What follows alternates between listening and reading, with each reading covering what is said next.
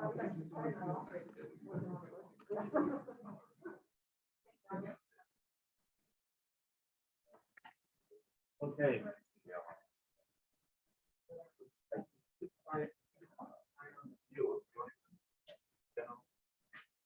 What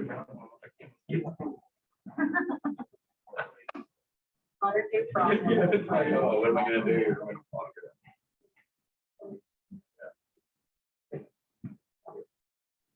Good evening, Scott. We're working on making it so you can hear us all. So, Okay. Good. We can hear you. We've tested that. That's good. Right, that sounds good. And yes, we can hear Scott, and everyone who's on the Zoom. I'm sorry, I'm right in your face, but we're working on setting up for the meeting. So thank you for joining us. And I'm going to look for Becky, because we're doing this a little differently than we have. Okay, super. Oh, let's see if I can see Becky. Is it under? I'm not seeing your name on there.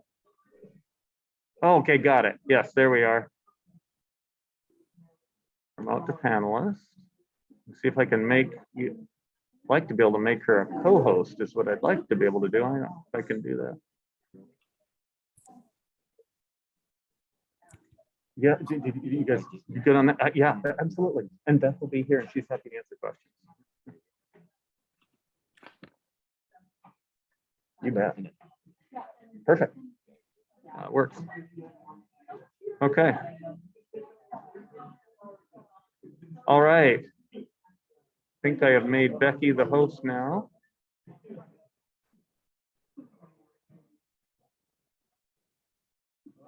All right.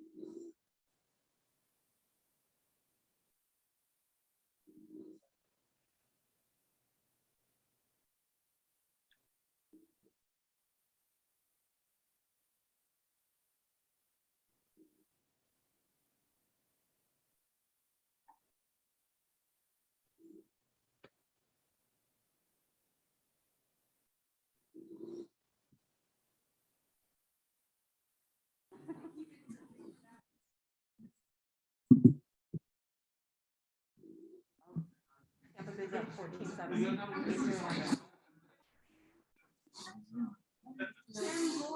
Tim. Brought a sticker for you to wear for LGBTQ Thank you. community. Close, John. We're struggling to get the host to the right spot here. Okay. When I left, it made you the host rather than Becky for some reason.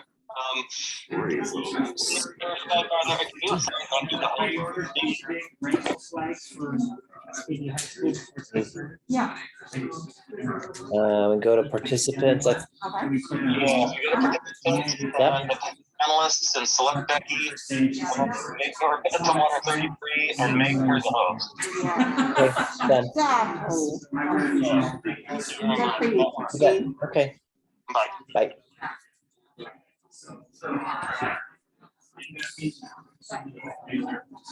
I think I might have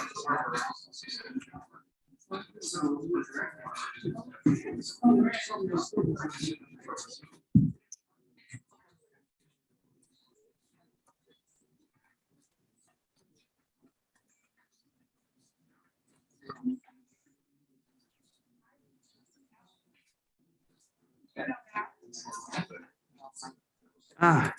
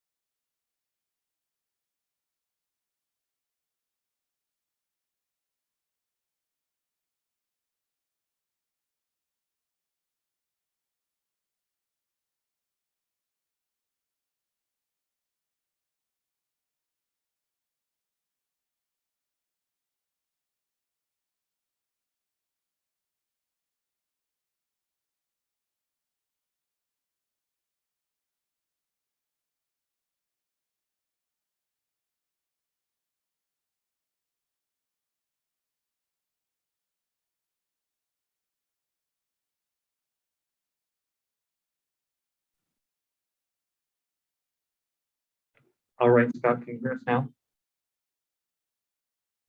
That sounds good. Yes. Okay, we're gonna work from this camera at this angle, and that's our best bet tonight. So is that Okay. Sounds good.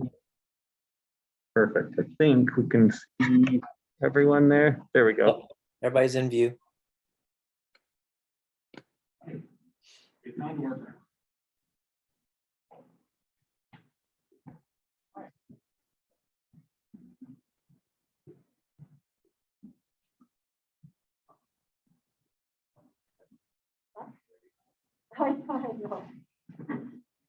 Look at that. That's what he's playing. Oh, I was like trying to get my damn. Okay. All meeting to order and acknowledge that the Pomona School District is on the ancestral land of the Nisqually, Boston Island, and Canadian people. I thank these caretakers of the land who have lived on and continue to live on the land since time immemorial. Please rise. So on, Gloria, we go to the ball.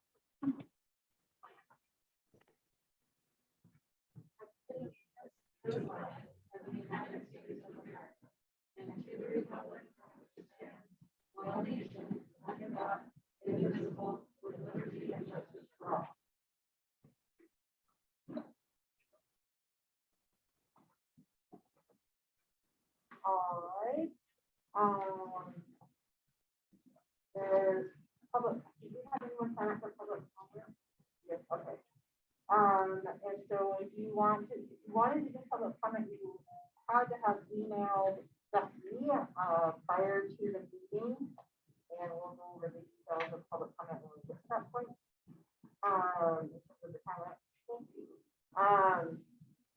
Second, I'd like to welcome Alan Jones to our meeting, former business manager for someone who's here at our disposal. We have questions for him about budget stuff.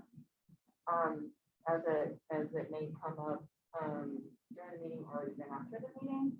And then Shannon Clinton is here. She's running for Pomona School Board. She's really interested in being part of the happenings of Pomona School District. So Becky has sent an email inviting her to the Equity Advisory Committee. And she's really interested in being a part of the work that we do. So welcome. Thank you for spending your time with us. Let's see now. I thought the lights should okay. Superintendent Johnson, I know that there have been changes to the agenda. I want to make some changes to the agenda. And it's about the time that I forgot to make sure that we have enough time to do her legislative testing. So it's just time changes. So the superintendent's report will start at 8 o'clock. To 7:45. Board member comments start at 8:15. We're going to recess to executive session at 8:25, and that will only be 20 minutes. And then we're going to reconvene the regular board meeting at 8:45 and adjourn the regular meeting at 8:46. All right. Anyone have any other additions or changes to the agenda?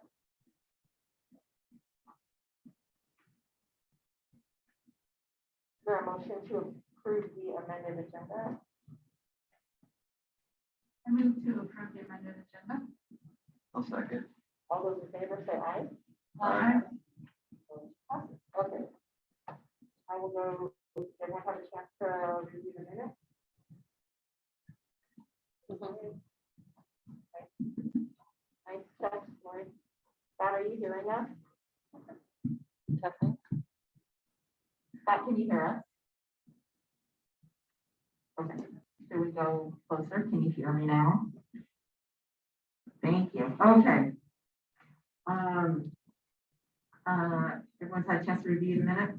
Is there a motion to approve the minutes? Motion to approve the minutes from September 9th, 2021.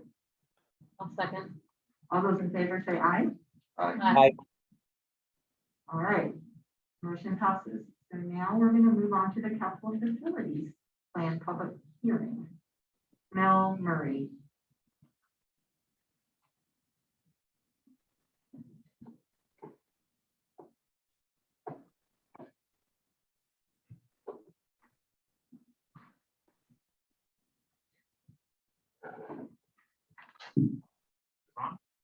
Yes. Thank you. So, the capital facilities plan is an annual update to your construction plan required by the Jones Maps that are required to plan. So we update it every year for the next 6 years, and all capital projects are included, major capital projects are included in the plan, but only those that add capacity or calculate impact. Our capital plan is incorporated by the city of Tumwater and Thurston County. with the October head count and then use a series of calculations to project it forward 10 years. So the plan is only required for 6 years. We use head count because that's the physical capacity compared to the physical capacity of the schools.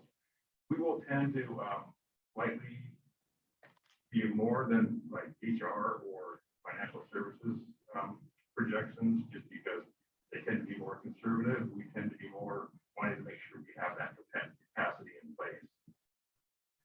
So we are, forecasting more students than this year for the next 6 years, and then that will generate the need for a 7th elementary school. That's the main capacity adding project in the plan, along with portables, which we'll probably need before we build the 7th elementary.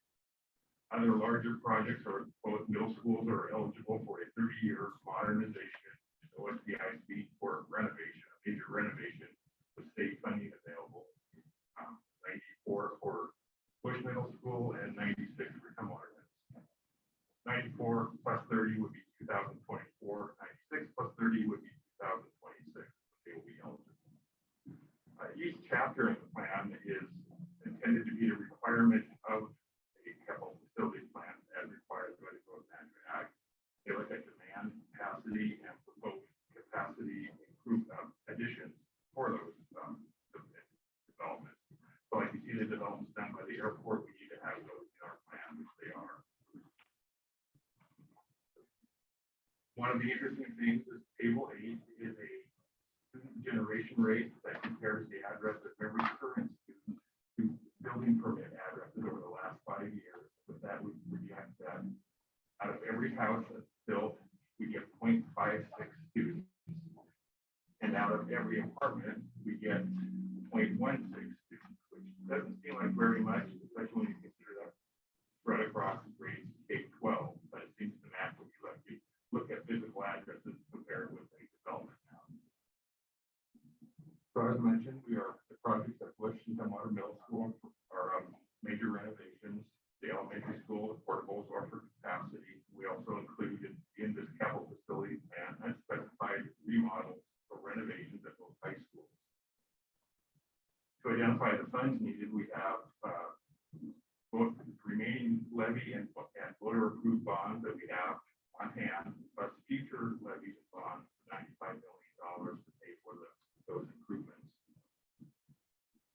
Finally, one of the things that both the county and the city are interested in is they collect school impact fees from us or on our behalf for every house and apartment that is built in our district.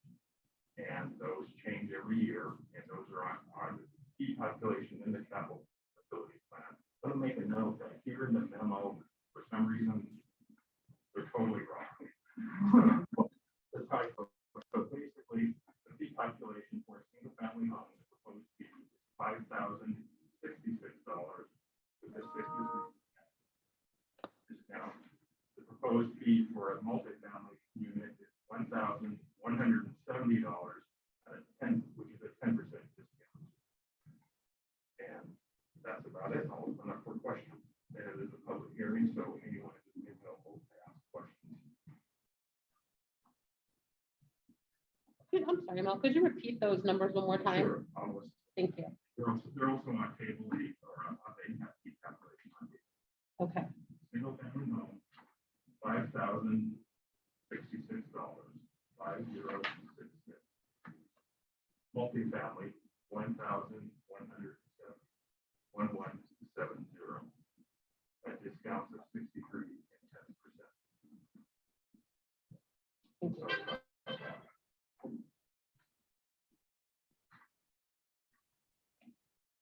Any questions from the board to Grow Mel Murray on his report?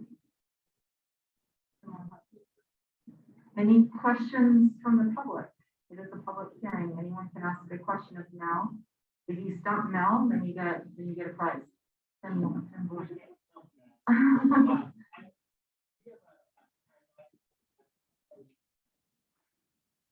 Per the plan, the timeline is to open it in 2025. And then Sydney. One of the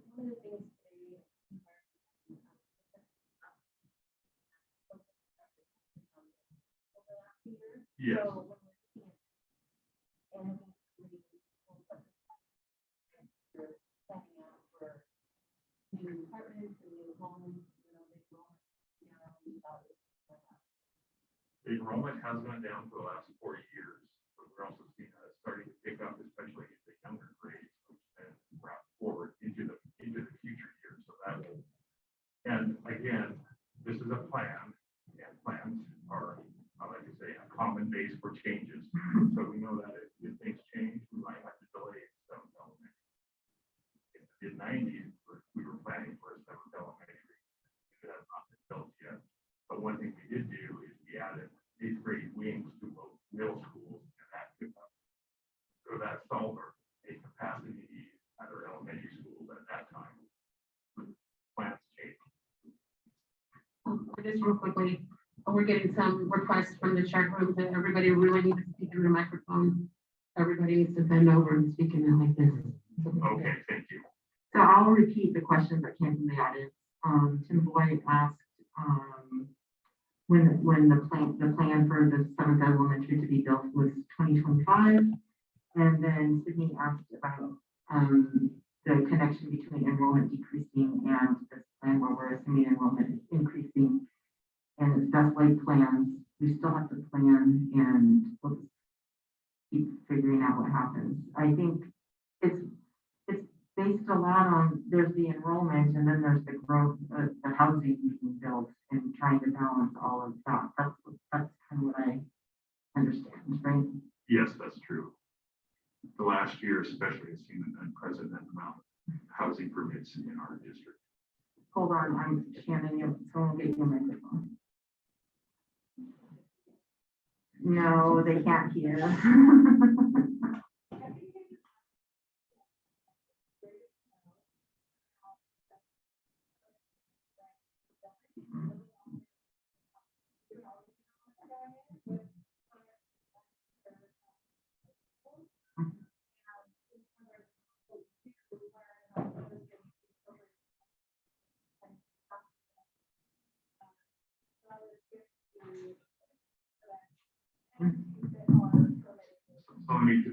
So basically the question is how do we learn about these housing developments before they happen? Yes. And right now, both the county and the city, I get an email for every land use action there is in our district, actually in the county or the city. And so that will include like someone who's building a single family house and needs to get a land use exemption up to the Tigner Farms development that's going in around Black Hills High School. And we work with or against the developers depending on how cooperative they are to make sure that we have safe walking routes to our schools. And that's actually a requirement of the State Development Act that we have to give them what we need and they have to give that to us in order to continue with their projects. But yes, we do watch that.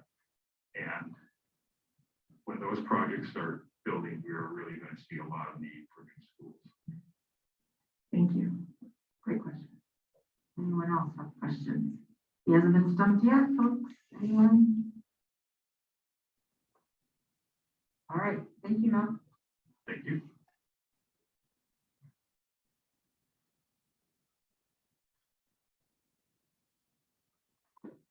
All right. Now we're moving on to the consent agenda. Oh, Scott, did you have any questions? No questions.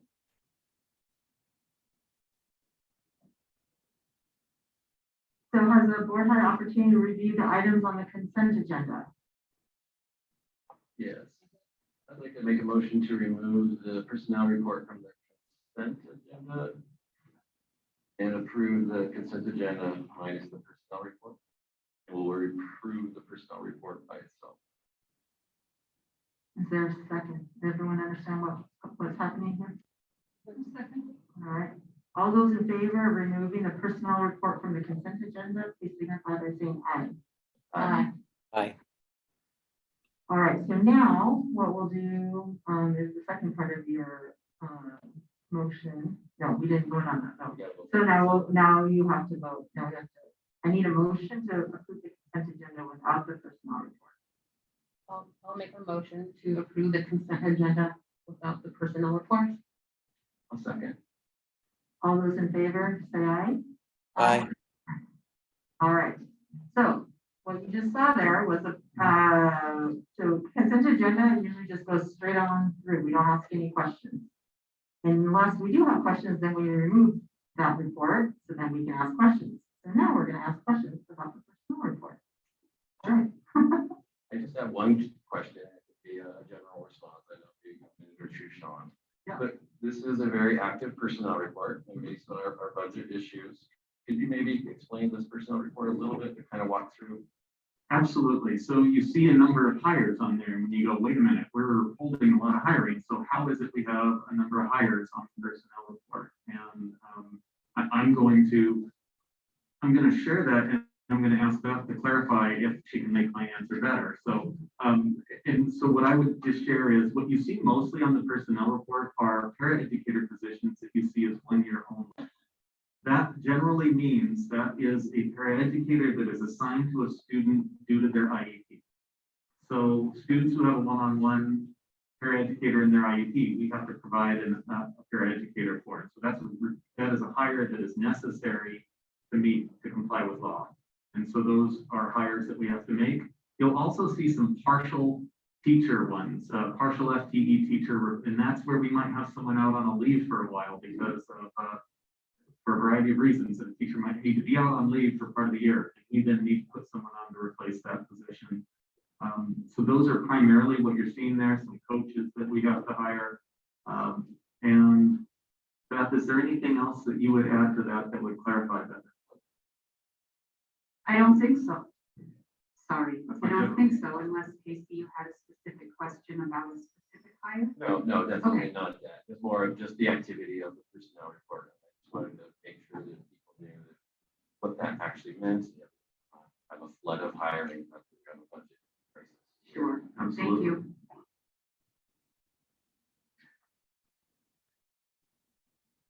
Well, any other questions?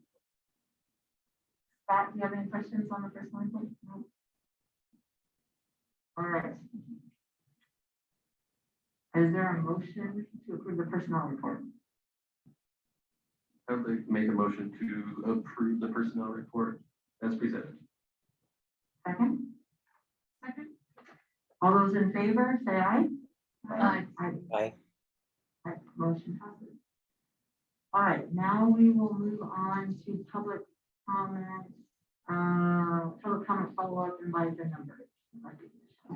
Yes, certainly. I'm going to move over and realize that I did not take the clipper with me. I was moving things around. When I was a teacher, my students would always tease me about leaving things sitting everywhere in the classroom. Here I am again. So, well, maybe it's not going to let me. If they do that, right, exactly.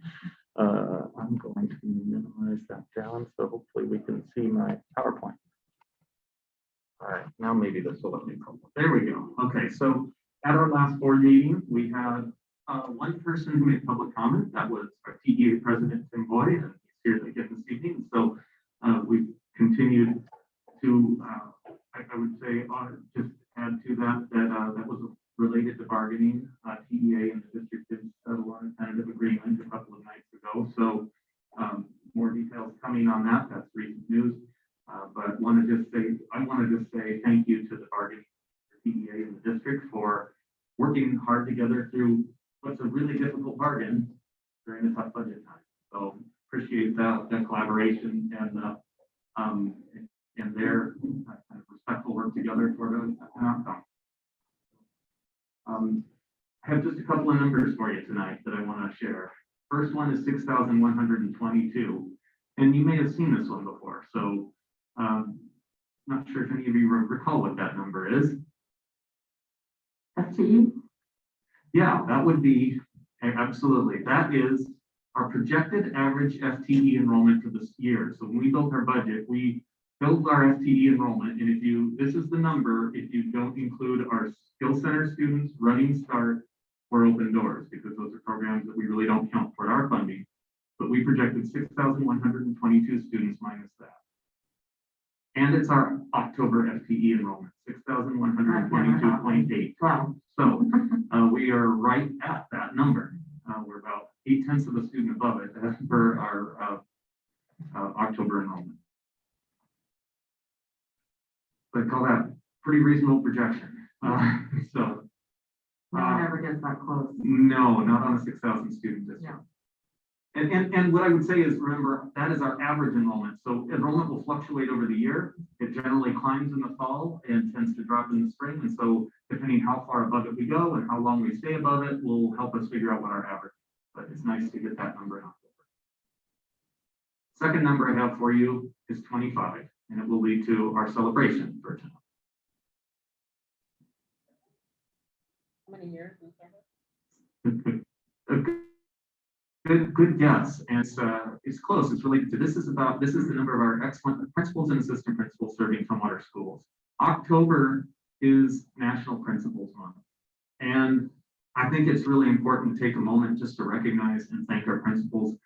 This is an extraordinarily difficult year for everyone, for our teachers, for our principals. But what I can tell you is our principals are doing an amazing job managing a really difficult set of challenges, including as we come into this year, staffing shortages, where you have difficulty getting substitute teachers, where we're having difficulty getting bus drivers. So that's causing them to have to be on the fly, constantly adjusting to adjustments that might come from busing, adjustments that might come when there's short substitutes. I know many of them are in the classroom teaching quite often, covering classrooms, and then doing the regular duties.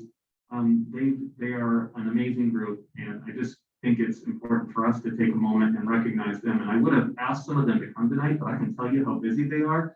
I think we might have. That's our appreciation to them. Yes. They don't have to come to a board meeting. Well, we have Heidi here anyway, so welcome, Heidi. Here's one of our group as well. Oh, and Brian here, so never mind. We've got two here. So you can see we have a couple of representatives here for that group, and I would just say for any others, we want to make sure we pass along our sincere thanks and want to give you the opportunity if there's anything you guys want to say related to that as well. Anyone have something to say? I don't think there are any words to describe the level of gratitude for everything that they have done. You guys. Okay, how's that? Yeah, I'm struggling to come up with the words that would be adequate for the thank you. I would add to that just the same. It's been an incredible slog for the principals, and I give them all the credit in the world, principals, for doing all that they can to keep things humming, keep things going in the school. So many, many thanks, much appreciation as a board member and as a parent. Yeah. I would like to thank as well too, as a parent first and then a board member second. Thank you very much. Their flexibility is truly amazing. People take any challenge thrown at them, but let's try throwing less things out. In my experience, the principals have had to do pretty much everything else other than getting to focus on why they became principals, which is the student learning. And so thank you for doing contact tracing. Thank you for making phone calls. Thank you for sitting in the COVID room with kiddos, waiting for them to be picked up. There's a lot of stuff that no one went to school for. And so what that means is you're really having to be creative and think through things that you've never had to think through before. And that taxes your brain, and you just want to get back to students. Like I understand that. So thank you for taking all this other stuff on.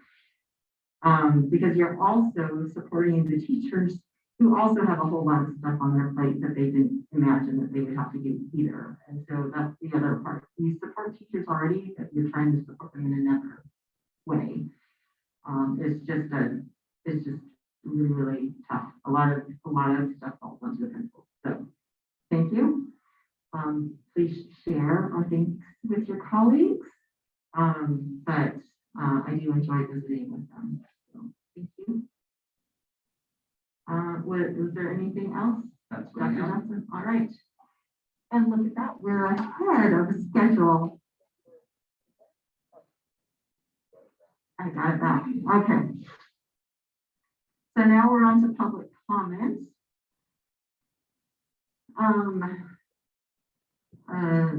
First of all, I just want to remind everyone that we're all here because we care about kids and we understand that, and sometimes things can get heated. And I'm gonna have to gavel you down if you get too heated. Becky's gonna call on each person that submitted their name and topic prior to 6 p.m. via email, allowing them the opportunity to read their statement. The first submission on the topic will receive 5 minutes. Every submission after on that same topic will receive 3 minutes for a total of 20 minutes on any one topic. How many speakers do we have tonight, Becky? 7 on different topics. I'm sorry, I'm asking you this while you're trying to get the first speaker going. 4 different topics. All right. So Becky is going to serve as timekeeper. It also looks like she's also serving as a person who pulls them out of attendee into participant mode so they can speak. The board does not discuss personnel matters or matters involving discipline in an open meeting. Such matters are only addressed in an executive session. Concerns about such matters should first be addressed with the superintendent or designee who will, when appropriate, inform and involve the board. The board will likely not respond at this time because it's time for us to hear the issue. All submissions will be shared with the board.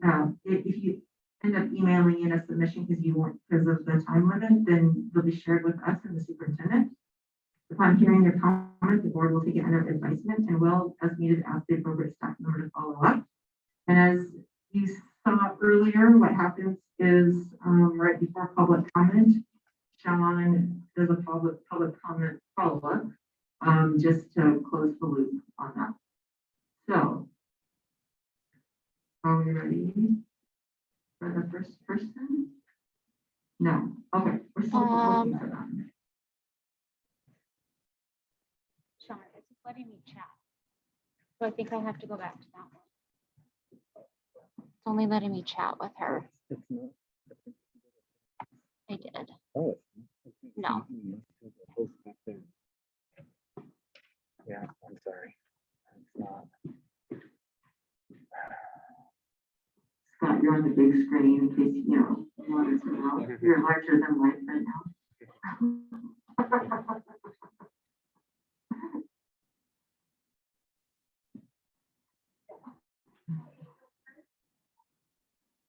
Okay, first up is Tara Kimbrough, and what's her topic? And Tara Kimbrough is talking about vaccine mandates for students, and so she'll get 5 minutes. Do you want me to time, Becky? Okay, all right. Tara, can you hear us? Yes, can you hear me? Ooh, it's most certainly. Okay, I'm trying to get my camera. Is that a possibility? Are we? Because all I can do is talk. I mean, if I can't get a camera, that's fine. But usually I have the functionality to do camera. Hold on, Becky's looking. Okay, thank you. I think we have to promote the panelists rather than use the allow to talk button for that. Yeah, the host has to promote the speaker to panelists. That should make it work.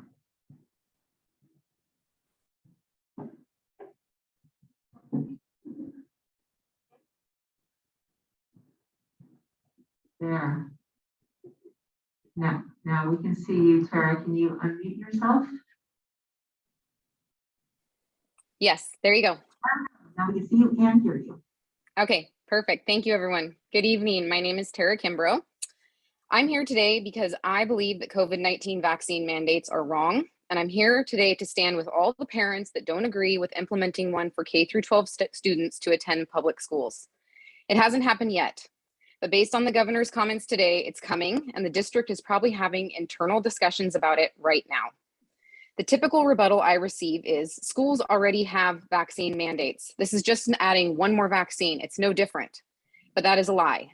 It is different. As you know, the COVID vaccine does not stop transmission. It reduces the likelihood of severe illness and death, just like a flu shot. Have flu shots ever been mandated in schools? No.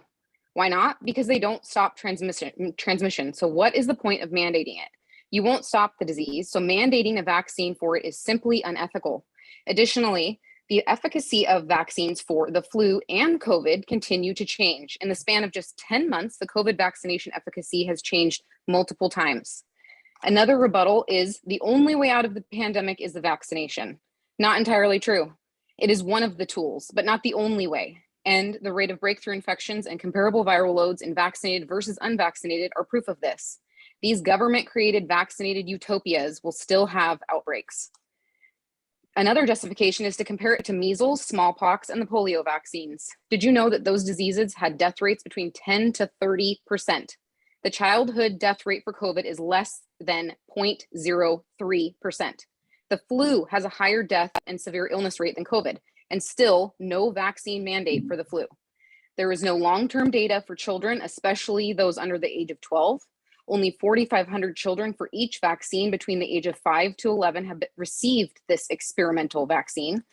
Other countries are actually banning the use of the Moderna vaccine for those under 30 because of the risk of heart problems that outweigh the risks of getting COVID. And recently, an FDA advisory panel denied the pharmaceutical industry the push for boosters for everyone due to the clear data showing the inherent risk for youth in receiving COVID vaccines and a potential adverse immune response with a booster.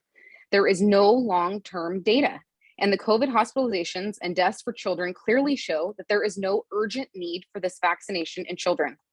Despite the lack of vaccine data for children, we do have almost 2 years of data on the impact of COVID disease on children, and it is clear that children are at a significantly lower risk of severe illness or death from COVID-19. My kindergartner daughter is currently homeschooled. I should just sit back and chill out knowing that I don't have a skin in the game. But I want my kids to go to public school, and I want all kids in our district to flourish. And I'm here fighting today for all those parents who don't want their children to be part of an experiment, and also they deserve equal access to public education. Most parents don't have any other options, so they will fearfully and hesitantly subject their children to the vaccine, even if they don't think it is the right choice right now. So I'm asking for a choice and time. I support those who are excited about the vaccine, and I empathize with those who are nervous. Many parents are not saying never, they're just saying not right now. We deserve that after everything I just mentioned. After all, why would we rush it? This is our children's long-term health in jeopardy over a disease that statistically poses little to no risk. So I am asking you today, please survey the parents in your districts. Listen to the taxpayers. Upon doing so, I truthfully believe that you will see the negative impact such a mandate will have on your enrollment and the very students that you are elected to represent and protect. At least that way, when the DOH pushes this down from the governor, you have the stats to show the impacts. And to the parents listening who feel just like me, now is the time to respectfully stand up and get loud. It is time to voice your opinion wherever you may align, even if you disagree with me. Your children's future depends on it. So please, I know it may be scary, but if you have an opinion, please let it be known, because parents like me and the board members and the superintendent, they all need to know how you feel. So thank you very much, everyone. I appreciate you listening, and thanks again. Thank you, Sarah.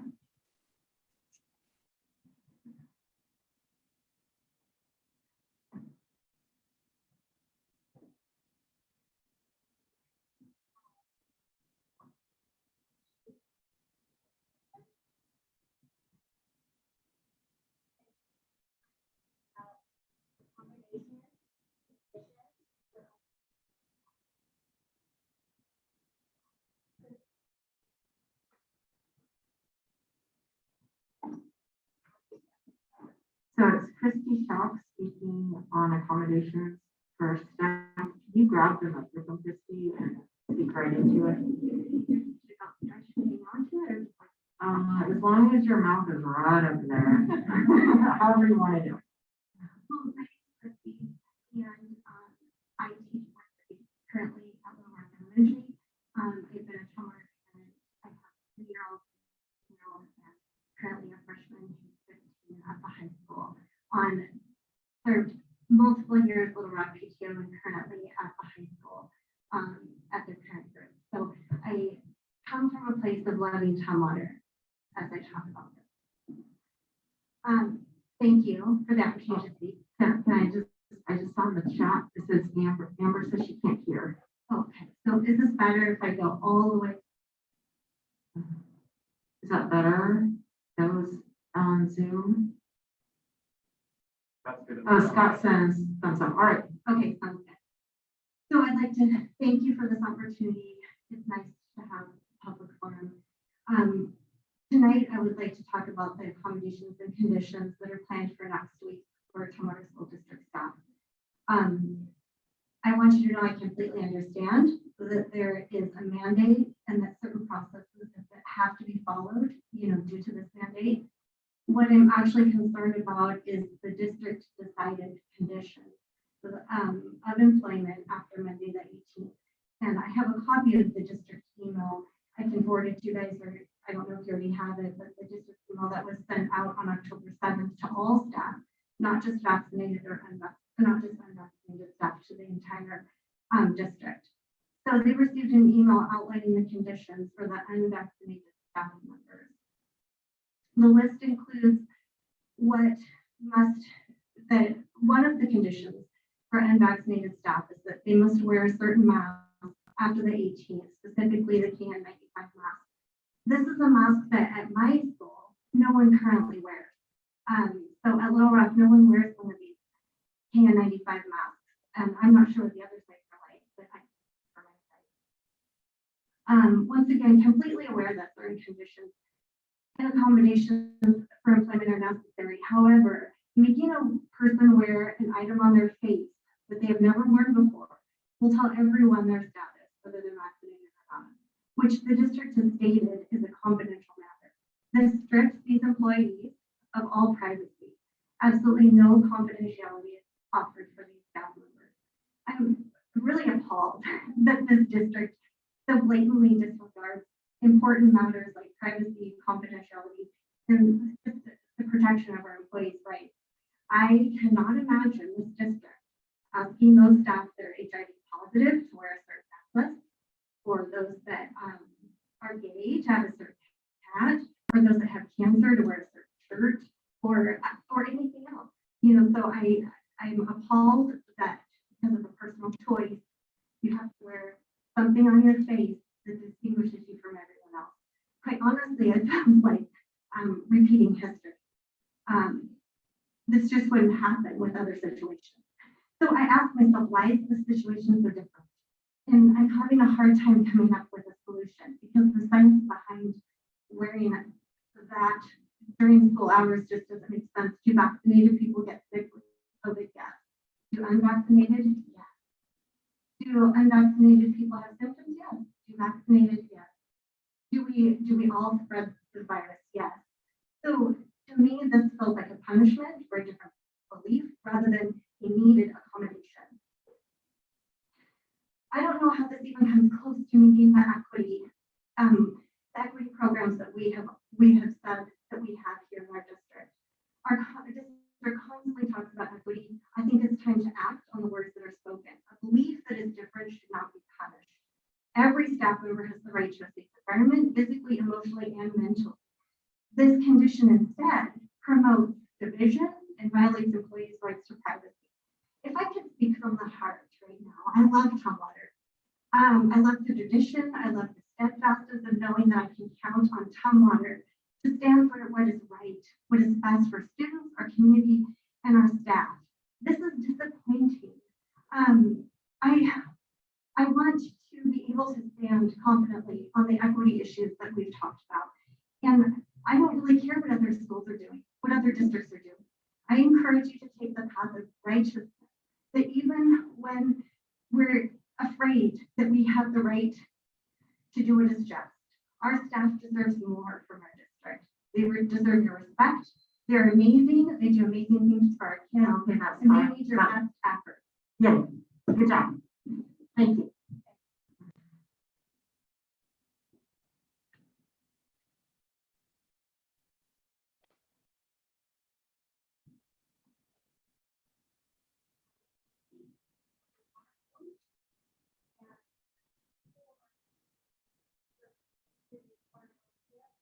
Okay. So Helen, what was the last name?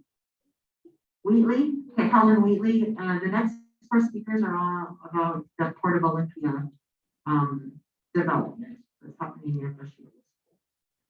So Helen will get 5 minutes, and everyone after Helen speaking on the same topic will get 3 minutes.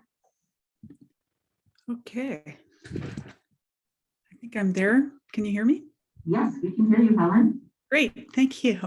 Good evening. So I am Helen Wheatley, and I'm introducing why there are people in the community, including Olympia Indivisible, the Salmon Creek Neighborhood Association, and others who are concerned about the impacts of Panettone warehouse development in the Newmarket area that Bush Middle School is part of.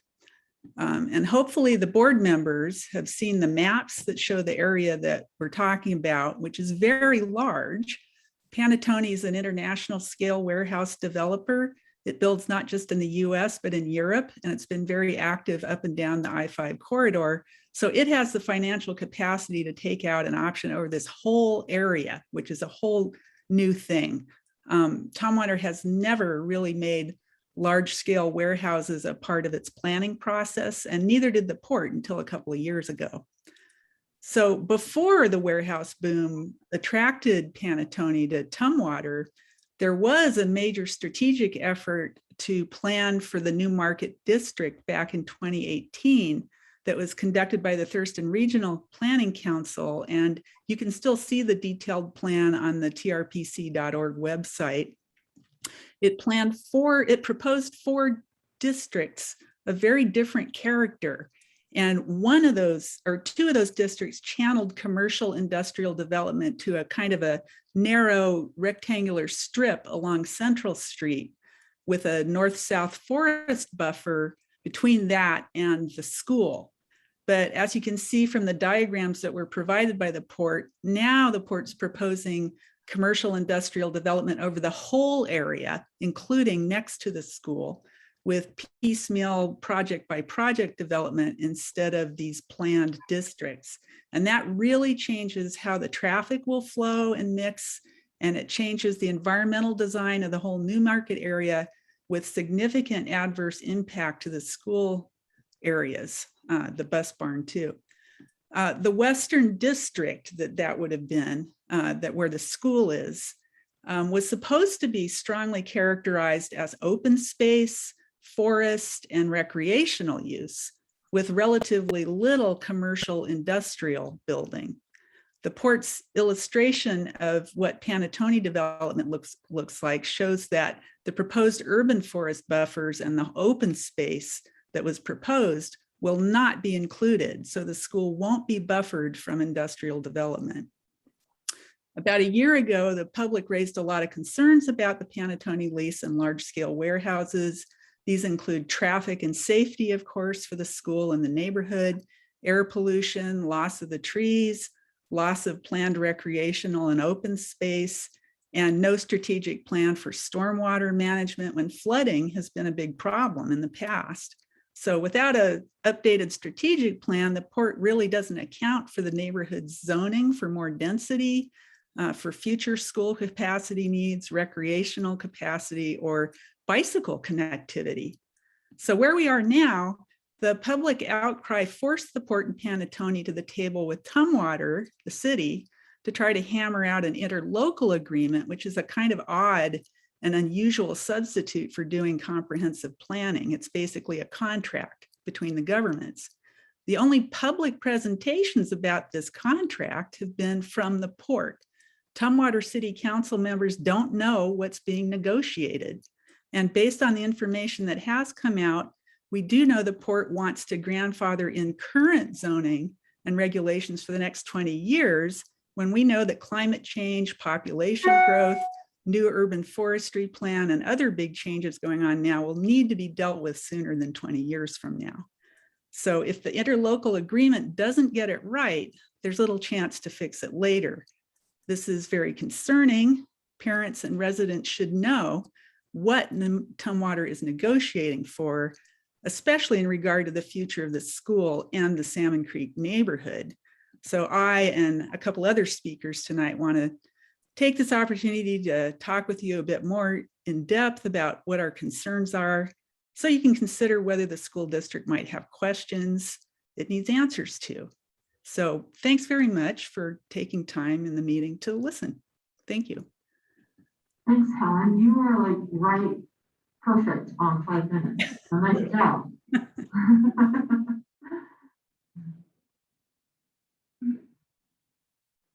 We're having some more fun tech issues, so let's see if we can get back to. The other computer got kicked off as a host, so let's see if we.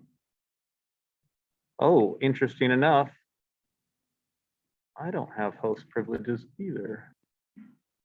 Nope, maybe I do. All right. Water 33, there we are. We can bring it back on. And panelist.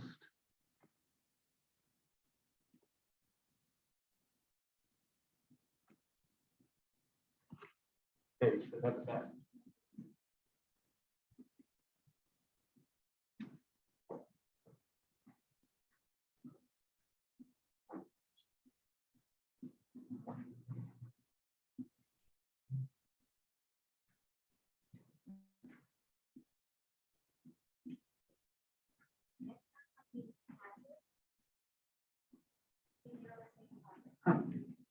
All right, Patrick is coming up next. You'll have 3 minutes.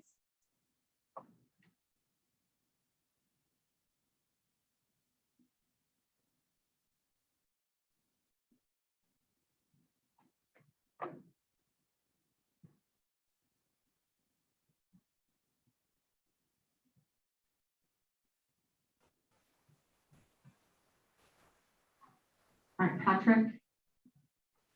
Okay, can you hear me? Yeah, we can hear you. Okay, I'm trying to start my video, but it doesn't seem like it's going to go on, so I don't know what's going on with that.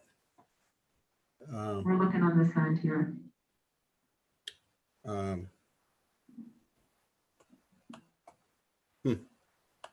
I toggle start video, but it doesn't do anything. So I guess you'll have to do it without.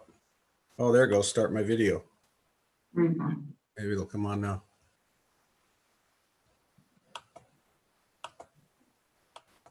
What? It says that on our end, it says your video is not working, Patrick. Okay. Well, you'll have to do it without seeing me. We'll just look at your name. That's what we'll do. Okay. Good evening, board members. My name's Patrick Hanratty, and thanks for the opportunity to address you guys. I'm the president of the Salmon Creek Basin Neighborhood Association. It's a group that represents roughly 225 residences here south and southeast of Bush Middle School. And as a community, we got serious concerns with the proposed Panettone warehouse development. The impacts of the public health and safety for both our neighborhood and the school community. We've also expressed our concerns to the port and the Tumwater City Council in recent weeks. We have several concerns. One, of course, is the health concerns with the increase in noise and air pollution. That's going to be, it's bound to increase if we have warehouses there and significant new trucks in the area. So the increase in traffic, the congestion, and the accessibility around the area and to the school. Kimmy Road, I don't know how familiar you are with the roads. Hopefully you have maps there that'll show you, but Kimmy Road, 83rd Avenue and Center Street are already busy with residential commuter traffic. And these streets are the main access arterials for our neighborhood and the school for drop off and pickup.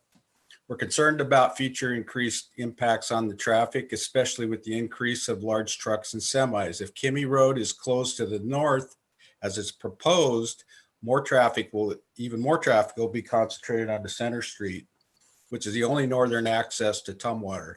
And I don't know about the bus barn, but it's on Kimmy Street up there in the area that they're talking about closing off as well. So It's been stated that the truck traffic will only enter and exit to the north of the development, but I don't know how that could possibly be enforced or by who. There's also proposed expansion by the International Wood Products on 83rd and Center Street that will butt up against the play field on Bush Middle School. And it only seems logical that using the 83rd Kimmy Road route to access the truck stops and the off and on ramps at I-5 would be plausible. So this would have a significant impact on traffic and students accessing and leaving the school.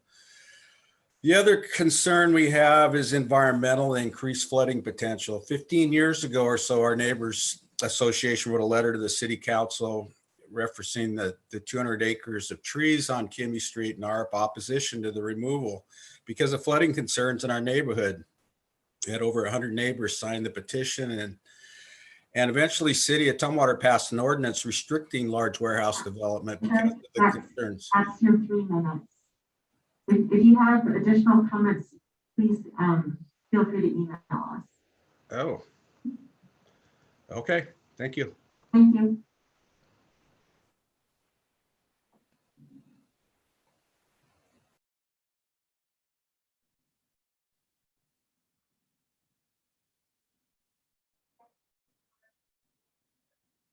Carla Wolfsburg, you also have 3 minutes.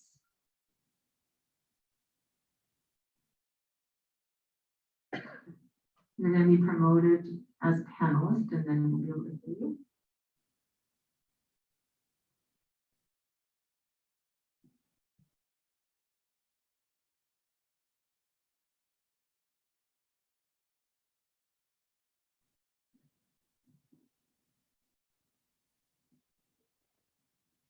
All right.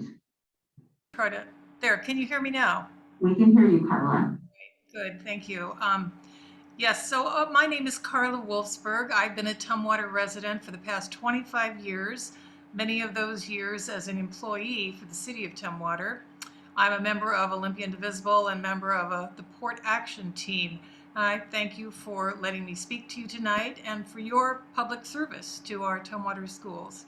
So I am also among the extended group of concerned citizens in the community and those who you've been hearing from tonight.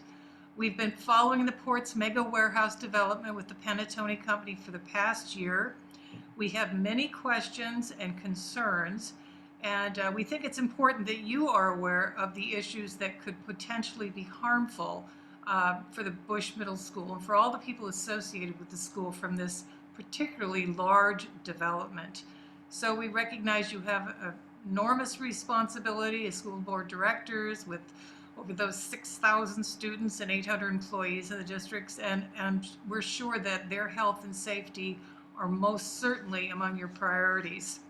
So hopefully you've had a chance to look at the visuals we provided. There are 3 maps, and you've heard also a number of our concerns, including those about the truck traffic. And I'd like to just expand a little bit more on the truck traffic that you heard Patrick and Helen talk about, particularly the direction of the trucks. So what we've heard from the port is that the trucks are really going to be directed up to Tumwater Boulevard. So Tumwater Boulevard of now, I mean, has quite a lot of traffic. So perhaps there are parents and teachers and others who use Tumwater Boulevard to get to the school. But anyway, what they are planning is that those trucks are going to go to Tumwater Boulevard, then west on I-5. But they also possibly will go south on Center Street, and then they'll head to Kimmy Street, and that'll go right past the school entrance. And as you know, the entrance to the school is a 2-lane road. So our concerns are whether these trucks are going to be potentially a great danger for all those cars or buses that are entering or leaving the school parking lot. And I think about the parents who drive their children to and from school. So, and of course, there's also the issue of diesel exhaust, and you'll hear a little bit more of that later. So the Tumwater City Council will eventually enter into a contractual agreement with the Port of Olympia. And if you also have concerns about this huge warehouse development project, we urge you to request that the City of Tumwater hold a well-advertised public hearing as soon as possible so that we can all get answers to our questions before this development takes place. And the questions we all raise and the priorities we all identify. Carla, that's 3 minutes. Okay, thank you for letting me speak to you. Thank you. Please email us with any other comments that you weren't able to get to.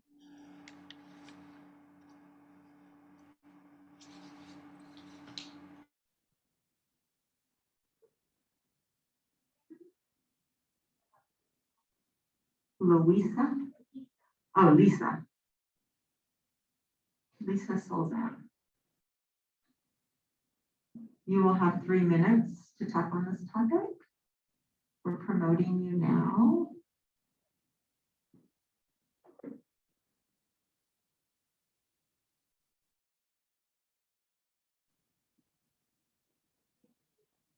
All right, you're there. Can you unmute yourself, Lisa? Yes, can you hear me now? We can hear you. Very good, thank you. Good evening, my name is Lisa Cezanne. I live in unincorporated Thurston County, but I'm a Tumwater property owner and my daughter and granddaughter live in Tumwater. I'm a member of Olympia Indivisible and its Port Action team. I also am active with the Thurston Climate Action Team as a board member and a member of the Tree Action Group. With my colleagues, I have advocated with Tumwater City Council members and staff for the improvement of tree protection ordinances, which have been implemented in the new urban forestry plan and for the Thurston Climate Mitigation Plan adopted by Tumwater and the other jurisdictions this year, which includes tree preservation as one way to lower the amount of carbon our county emits. My concern about the Port of Olympia's proposed warehouse development is the amount of trees that will be cut down and the impact on the health of the Tumwater community. I like to refer to trees as the essential workers of our natural environment. They draw down carbon, which helps mitigate climate change effects. They filter air pollution and water pollution, including in stormwater. They cool the air and buildings during the hot summer months, and they buffer noise. The loss of hundreds of trees and the increased diesel truck traffic that will result from this development will contribute to increased air pollution, which could lead to a higher rate of respiratory disorders. It is a proven fact that communities with fewer trees have higher rates of asthma, for example.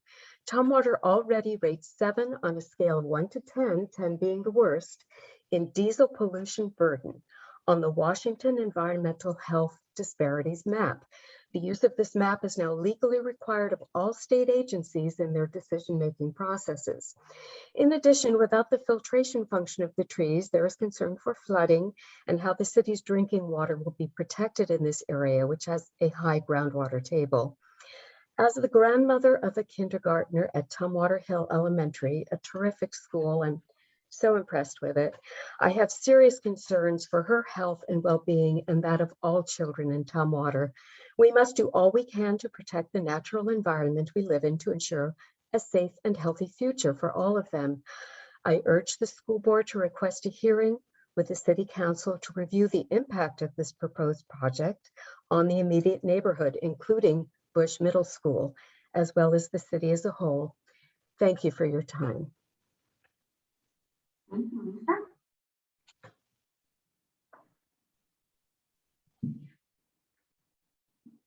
All right, thanks for all of our public commenters. Now we'll move on. Oh, I thought it was 24. Oh, different topic, sorry. Oh, this is our 7th. Okay.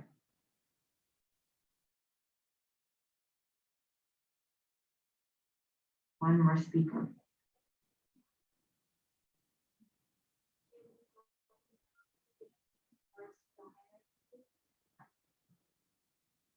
All right.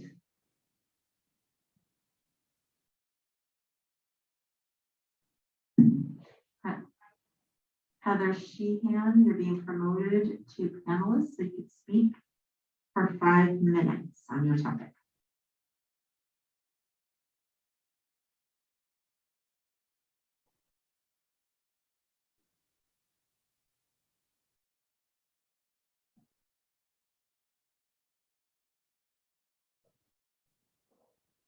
We can see you, but you haven't unmuted yourself yet.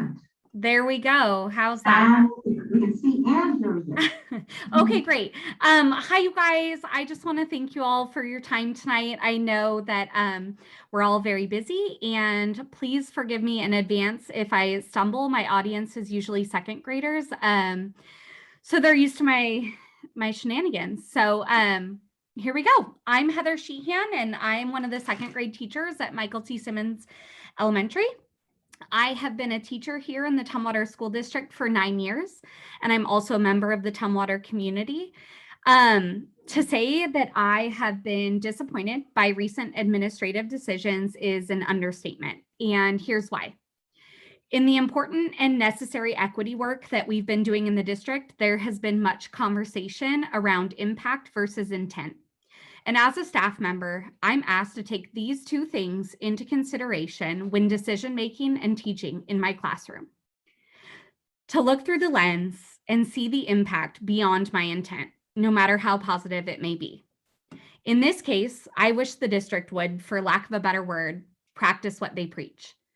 The mismanagement of the situations in the district have directly impacted my colleagues and the children that we serve. And while the intention to save money is understandable in the budget situation that we're in, the impact of what has been done and what was considered was beyond what anyone took the time to think through when making the decision. I'm frustrated that the mismanagement of the funds by the district has impacted children and colleagues, while I'm unable to name a single impact that the district building you're standing in has felt, while we've been feeling it since day one of the 2021 school year.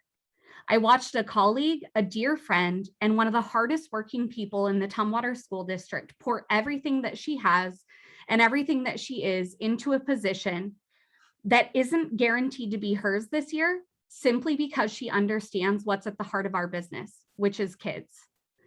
All while the district has hemmed and hawed over whether or not they would hire that position that our building so desperately needs. We have historically been a 3 or 4 track elementary school, and there was no legitimate reason for dragging the hiring process out for so long. It has been especially difficult when other hiring was taking place throughout the district. I think you guys were looking at the personnel report earlier. So while all of that has taken place, some of it justified, as you guys discussed, some of it, I'm not sure that I understand the justifications. It's my understanding that we recently hired a custodial position that had been sitting open for the last 6 or so months, all while that position went unfilled. And it seemed as though things may have been running smoothly in the custodial world while that position was unfilled, but we hired it anyways, and we haven't been hiring teachers. That's a move that I'm baffled by. I've also watched our resource room at Michael T. Simmons struggle as they've been down a para and our special education groups have had to get canceled. And it isn't due to the lack of effort from our teacher team. I'm frustrated that from the outside, it appears as though the departments continue to grow within the district building while our school building staff has continued to shrink. If there's a list out there that can explain the budget crisis and the way that it's negatively impacted the district, then I would love to see it, because I could continue on with a laundry list of the way that it has impacted my colleagues and myself in our school buildings this year. My hope is that someday our district looks at the impact of their decisions through a more far-sighted lens and takes the time to think through the long-standing impact of the decisions that they make, instead of making rash decisions that are best in a moment, that look the best on paper, and that don't directly impact those that are making them, but impact those of us that are in your school buildings doing this important work day in and day out. I hope that moving forward, we can make decisions that are equitable in their impact. I hope that we can remember that we're in the business of people, and the heart of our business are the kids that we serve in our school buildings. I hope that we can work on impacting our kids last and as a last resort instead of having them first on the list. That's what I have to say. Thank you for your time. I appreciate you all for listening, and I appreciate the important work that you continue to do for our students and our community. Thank you, Heather. All right, now that was our last speaker. Okay. So now we will move on to reports to the board. We'll adjust the agenda. You'll still get 15 minutes, Brian. I won't limit you to 5.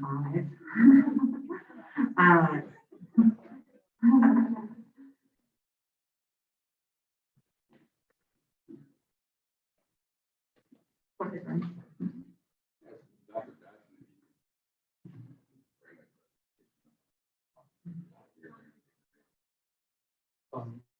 I want to clear that is mainly to look at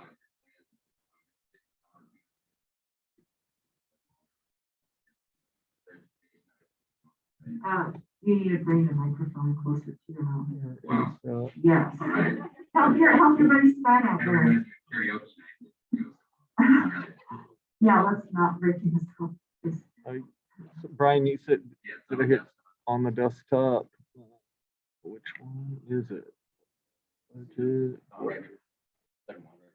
Second one? This one. Okay, very good. And I'm going to try and share it into the Zoom so people online can see it as well.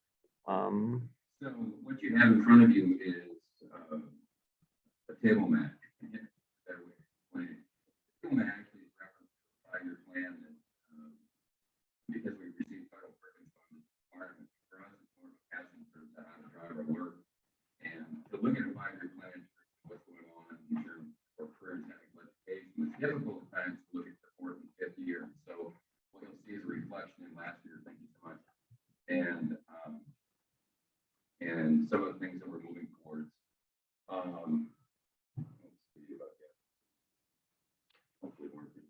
Whether it will work or not, because of the Zoom and this on the same screen, it may have to be manually turned from here. Well, darn it, no. These two things don't always play well together. Let's see. So just to share that. There, now try it. I have the honor of being Cascade High School. Other one, the CT director, and few things here and there. The short version is that I'm going to try and condense a few things in 10 minutes. And it's like giving a service on somebody's life. It's hard to capture their life in 10 minutes at all. I'll give you an idea of some of the things that are going on in the second classroom. And also in terms of, I have to be honest, seeing change occur over the course of the years I've been here. So, there we go. Perfect.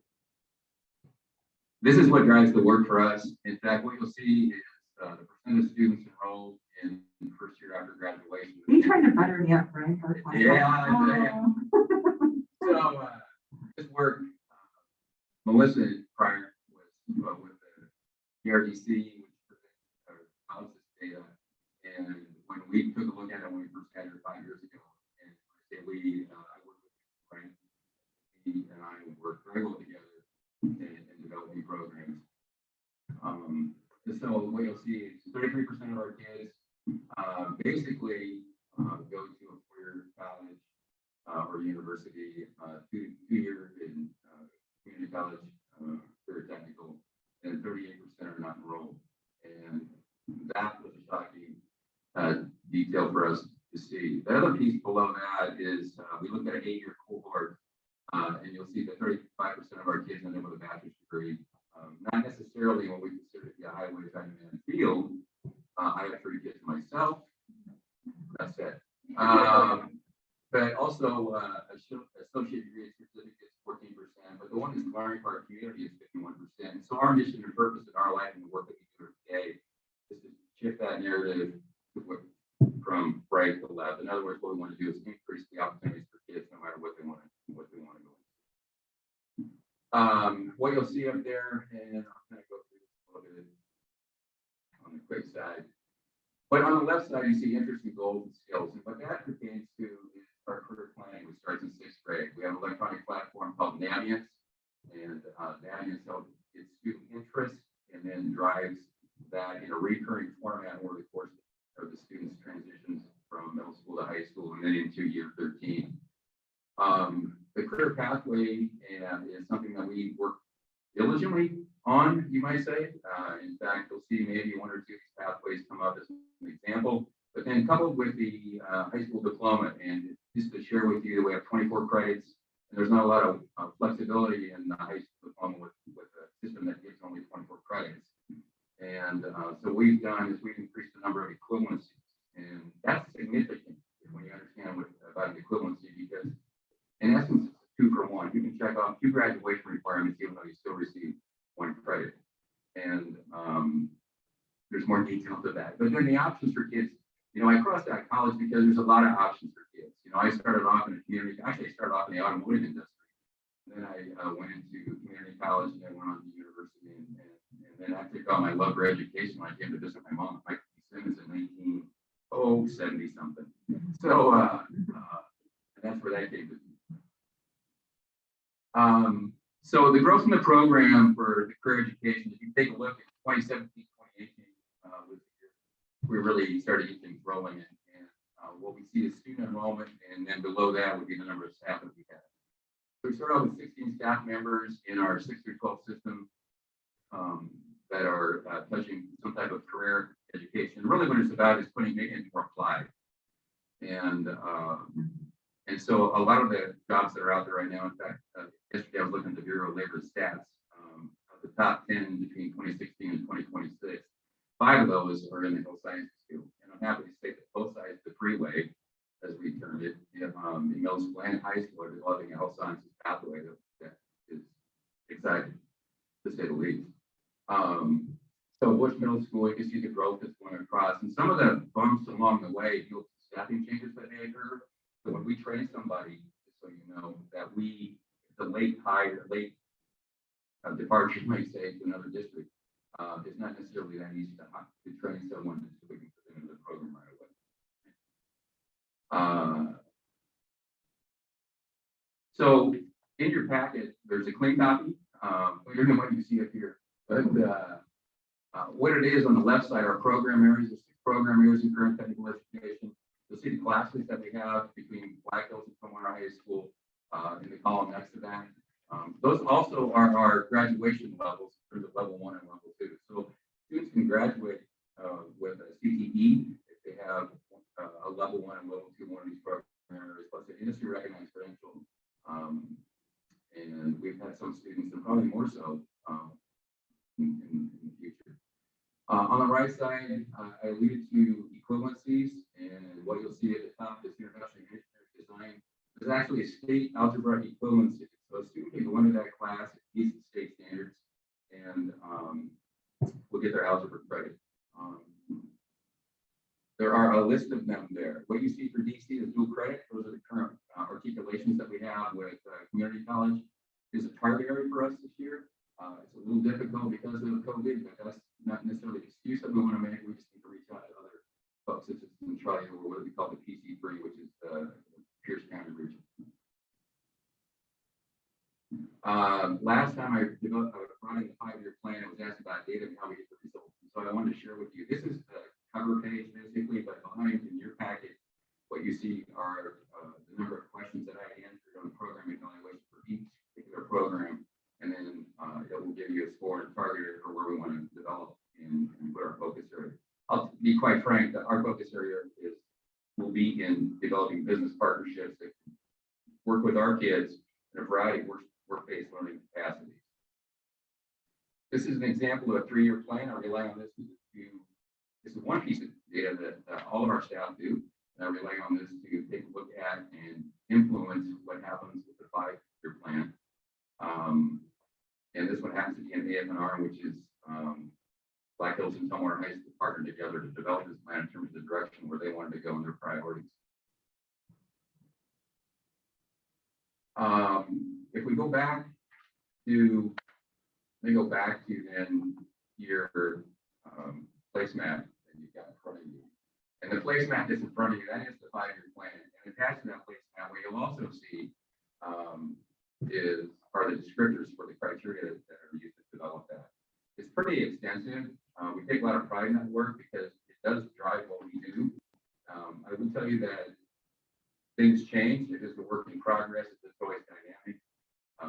But those are our target areas that I highlighted based upon 3-year plans and also what we do in the student learning outcomes.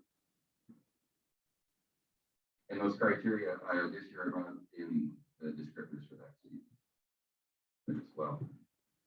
This is another goal for us. When we talk about student pathways, this is one on Black Hills High School. We decided 2 credits isn't enough if you want to emphasize. Some of our students want to emphasize. This is an example of one that's in business management and administration. Student would take MOS, word, PowerPoint, Excel, computer science fields, and business math or financial literacy.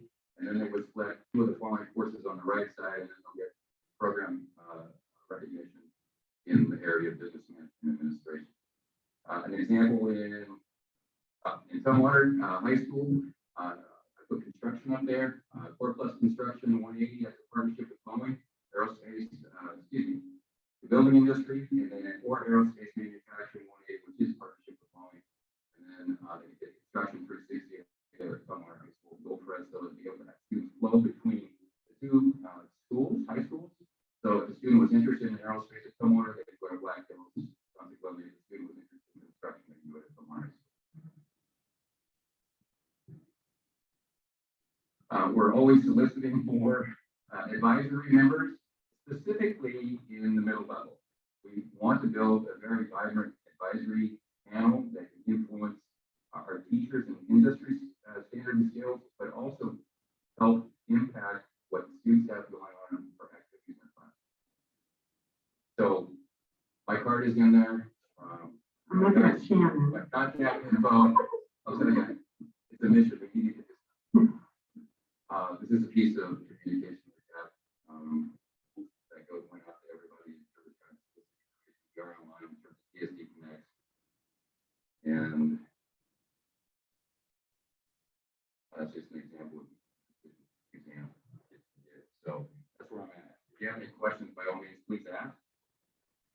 All right, if people have questions, I'm going to try something with questions that we can take turns asking questions. I think where we kind of get off track when one person takes all the questions in. So let's take turns asking our questions and then we'll just keep going until we run out of time. All right, Debbie, you want to go first? I would love to. Okay, I actually have several, so that's a good idea to go around. I'll say my first one is, have you engaged at all in Career Connect Washington Career Launch? Has that been a discussion for the Tumwater programs and how to articulate along with that effort? Yeah, so we work with locally with ESD 113 and ESD 113, and then also Washington STEM in terms of running what we call Career Launch. And then we also partner with, I'm on the business ed committee with Thurston County Chamber, plus the Tumwater Chamber. So Thurston County actually runs business ed, and they run the Career Launch program with a variety of different partnerships that we work with, Find Your Future, and of course you're going to draw a blank. But the other part of that is that ESD 113, we just had their presentation with what the legislators runs the Career Launch program with Lori Thompson and Pat Lang, and so we are in partnership with them. But you haven't gone forward for a Career Launch endorsement? No. Yeah, we're not there yet. We haven't gone for green schools either. Okay, Steve, do you have any questions? No questions. Laura, do you have a question? More comment / question. First of all, thank you for being here, Brian, and thank you for that wonderful presentation. Can everybody hear me? I'm sorry. There you go. Thank you. I'll repeat it. Thank you, Brian, for this wonderful presentation, for being here. It's clear that a lot of work has gone into it, and I appreciate the immense amount of detail and care that it took to put this together. I'm going through the highlighted portions here. That's what my eye always goes to, the highlighted portions. Must be like my college days. But I'm reading for the top here, where it says review subgroup data in courses, academic success, certifications, and I think, is that complete term? What is that word there? Yeah. Okay. Got it. Thank you. Yes, I'm sorry, I didn't know what that meant. Thank you. And then towards the end of the presentation, you talked about how this was meant so much to you. What parameters as the board can we do to help achieve those mission, that goal you have? Well, I think overall for us is to be able to link with our community. So that's why we invest time with First County Chair and someone trying to get that rolling as well. But all of us have someone or even ourselves, we commit to building an advisory, for example, for middle school. And that's the focus to build middle school. And our goal is to not only support middle school more so than what we have done, but to really lay that foundation as students transition into grade 9. We're going to start with the Launch Your Future. I didn't talk about this, but we're going to start have a Launch Your Future program in the middle school where students get kind of an idea with professionals and always looking for folks to volunteer the time to impact the youth. And then also we're going to have a little bit more time spending with them when students transition from 8th grade to 9th grade and making sure that they have a high school and beyond plan and pathway that they may want to go into. Knowing my kids, that pathway can look like an excess minnow. So that dates me a little bit. Scott, do you have a question? I don't. Brian and I have talked about this before, so he knows how much I appreciate his work, what he's doing for our district. Okay, we're out of time. Can you get your other questions to Scott? Okay.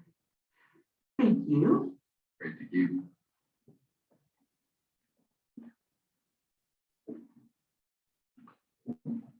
All right, now we're on to action items. So we're on to this is the Sean Boxstone show.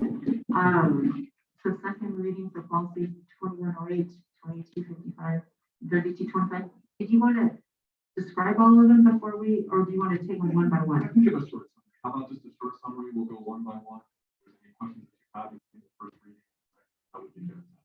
Right. Before I get started, though, I think we should echo Scott shared just the passion and commitment that Brian Hardcastle has to this work and the opportunity to create career pathways for our students is unmatched to the level of commitment you see from him on a daily basis. So our kids are in a much better place every day because of the work he does to help prepare them for life after high school. So I just wanted to add that there. And that's a good transition into policy 2108 because the Learning Assistant Program is all about creating more opportunities for students. So if you remember, the Learning Assistance Program was pretty limited before this particular policy update, and it's been expanded to include opportunities to pay attention to academic, non-academic, and social emotional support. So it has been broadened so that we can spend time focusing on the things that kids need in any of those areas. So remember, one of your pillars and focus areas is around multi-tiered systems of support. And those multi-tiered systems of support happen between academic, behavioral, and social emotional learning. And so this now gives us a lot of flexibility to be able to utilize LAP dollars to support any or all of those areas. Questions about Learning Assistance Program 21? I don't see any questions. Right. 2255 then is alternative learning experience courses. And we really just wanted to make sure we had a clear opportunity to update because with the addition of the Tumwater Virtual Academy as an ALE online program, we wanted to make sure we had the chance to identify that as such and also identify Cascadia High School and Newmarket High School as alternative learning experience choices in our district to include where those contacts are. So all of this has really been a part of ALE policy before, and by that I mean we're always required to give you an annual report. And so we started doing that work with TVA last year, if you recall. We would continue to come back at some point throughout the remainder of the year to give you updates on each of our ALE programs. And then of course there are some assessment requirements and some other things that are part of that policy that we consistently do on a regular basis. So I think really just for you to know what are the ALE programs in our district and for you to be aware of those so that we can report on our progress with those programs. Questions there? All right, got thumbs up, so I guess we'll go on. And then the last 3225 is school-based threat assessment. And we did get a public comment back on this one, so I want to talk about that a little bit. Remember, we've always been doing, or have been doing school-based threat assessment for many, many years. but in light of kind of coming off of COVID and the need to really recognize where student threat assessment might be, this is our opportunity when kids demonstrate aggressive behaviors for us to take action on looking forward to see what we might be able to do to help support them. So sometimes people always ask me, well, you know, what kind of behaviors are we looking for? So it may be the case where somebody reports that somebody may be in possession of a weapon, that somebody's going to threaten to do harm to somebody else. Once we get those triggers, we then start initiating what's called a threat assessment. It's a step-by-step process, to see what kind of response we want to have for that student. In Tumwater, we have a trained team from each of our sites that engages in that work when these threats come forward. Now, the public comment said we should be super aware of the fact that this doesn't become generalized or stereotyped.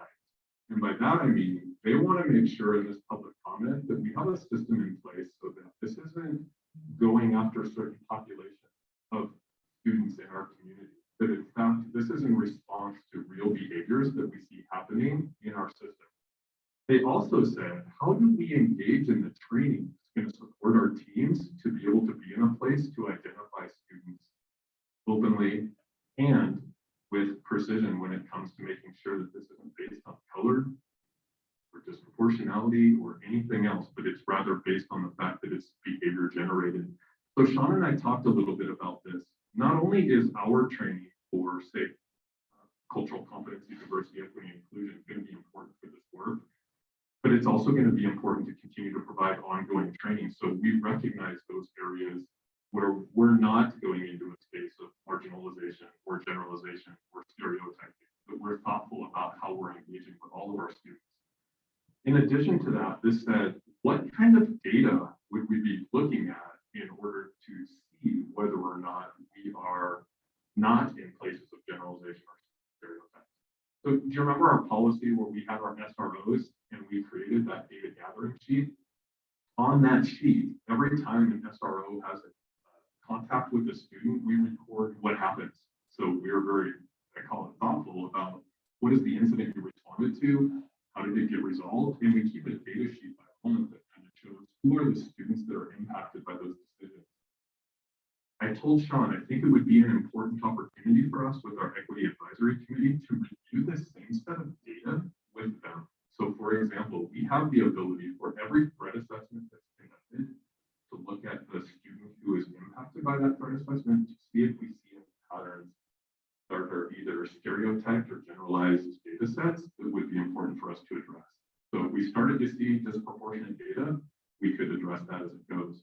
So the recommendation here is to move forward with the threat assessment, but bring this to our Equity Advisory Committee with the idea that they look at really distinguishing where you want to enter the conversation about what data collection would look like, recording out, and if there's a need based on the review of that data to update this policy, that would be a good place to move forward. But it is highly recommended that you have threat assessment policy that helps guide our work around how to help with students that are demonstrating behaviors that need immediate action. Questions on Anyone have threat assessment questions? policy? Hi, Sean. How are you? I'm good, thank you, Lori. Just real quickly, could you repeat again and well, I guess first define SRO for people who don't know. Student resource officers. So student resource officers and campus supervisors are folks that help protect the safety and security of our buildings. Yes, thank you. Absolutely. Could you repeat the part there towards the end where you discussed bringing your findings to the DEI committee? Yeah. Just maybe go over that one more time. Yeah, it's recommended that you create a data sheet, for lack of a better word, that kind of codes who was, which students were undergoing a threat assessment, and then keep track of the demographic data for them. So Lori, with our SROs, we ask for gender, we ask for race, ethnicity, we ask for disability status, we ask for categories that are defined by that policy. This would be one where I would say it would be nice to mirror that same process so that for every kid that underwent a threat assessment, we would capture that same demographic data And the Equity Advisory Committee on their regular days could review that data by category. Certainly you'd want to protect the student, but by category, you could kind of say, oh, is there any gender disproportionality? Is there any race ethnicity? That would make sure that you were keeping up with the policy and it doesn't become something that's creating disproportionality in our system. So you want to create a, that just keep track of that data and make sure that it's not. When I looked at students that had threat assessments, because we also have been collecting these, there isn't disproportionality, at least from a race ethnicity side, meaning that we have, say there's 15% of a given category in ours. You should roughly see that same percentage highlighted in your data. We don't see disproportionality, meaning like there's not 45, 50, or 55% of the students in that category. It seems to match closely kind of where it is. In situations where we are talking about aggressive behaviors, the data definitely shows more of a white male orientation than any other group or category that's identified for students that are undergoing threat assessment. So we want to pay attention to that data and see what is it about those categories that we might want to take a look at more closely. Does that help a little bit? Yeah. Thank you. Scott, do you have a question? Anyone else have questions? Lori, do you have any more questions? No, thank you, Sean. Thank you. And like the door's always open. So if you do or you think of something there, please don't. I like the suggestion of having the Equity Advisory Committee. Is that going to be part of the procedure, or it's not necessarily in the policy, but no, it's going to be part of the procedure? And it can be a practice. It can be a part of the procedure. I think the important part is that we don't lose sight of the fact that we're going to be reviewing data on a regular basis and just want to bring this back and pay attention to it. So I think if as a practice, you have that at your Equity Advisory Committee, and we add that as an agenda item, then we won't miss a chance to implement that in practice. And I think some of you might be on that committee, so you will know whether that practice is being implemented. I think that's a brilliant solution. Thank you. All right. So shall we take action on these 3 policies? So it's to approve now. Approve the policies. I'll make a motion to approve policy 2108, policy 2255, and policy 3225 as presented. I'll second. All those in favor? Aye. Aye. Aye. All right, motion passes. Thank you, Mr. Basco. Now we're on to resolution 03/21/22, the 21-22 capital facilities plan. Does anyone have any, this is the last chance to try to stop Milbury. Anyone have questions for Milbury? That's my question. This resolution is a summary of a resolution includes Bill's plan. It's the resolution approves the plan that we just had public hearing on. There's nothing new in here. Is there a motion to pass this resolution? I move that we pass resolution 03/21/22, 2021 to 2027 capital facilities plan. I'll second. All those in favor say aye. Aye. All right, nice job, Mr. Murray. Okay, so now we're almost back on track. Look at that. Okay, so now we have 30 minutes to talk about for Darby to lead us through looking through our positions for the General Assembly. Does everyone have stuff?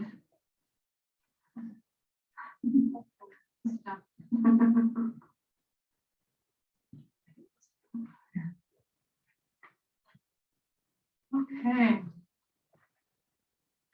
So we are now into the time in which we're going to have our board discussion regarding the position both for me as the delegate and the General Assembly.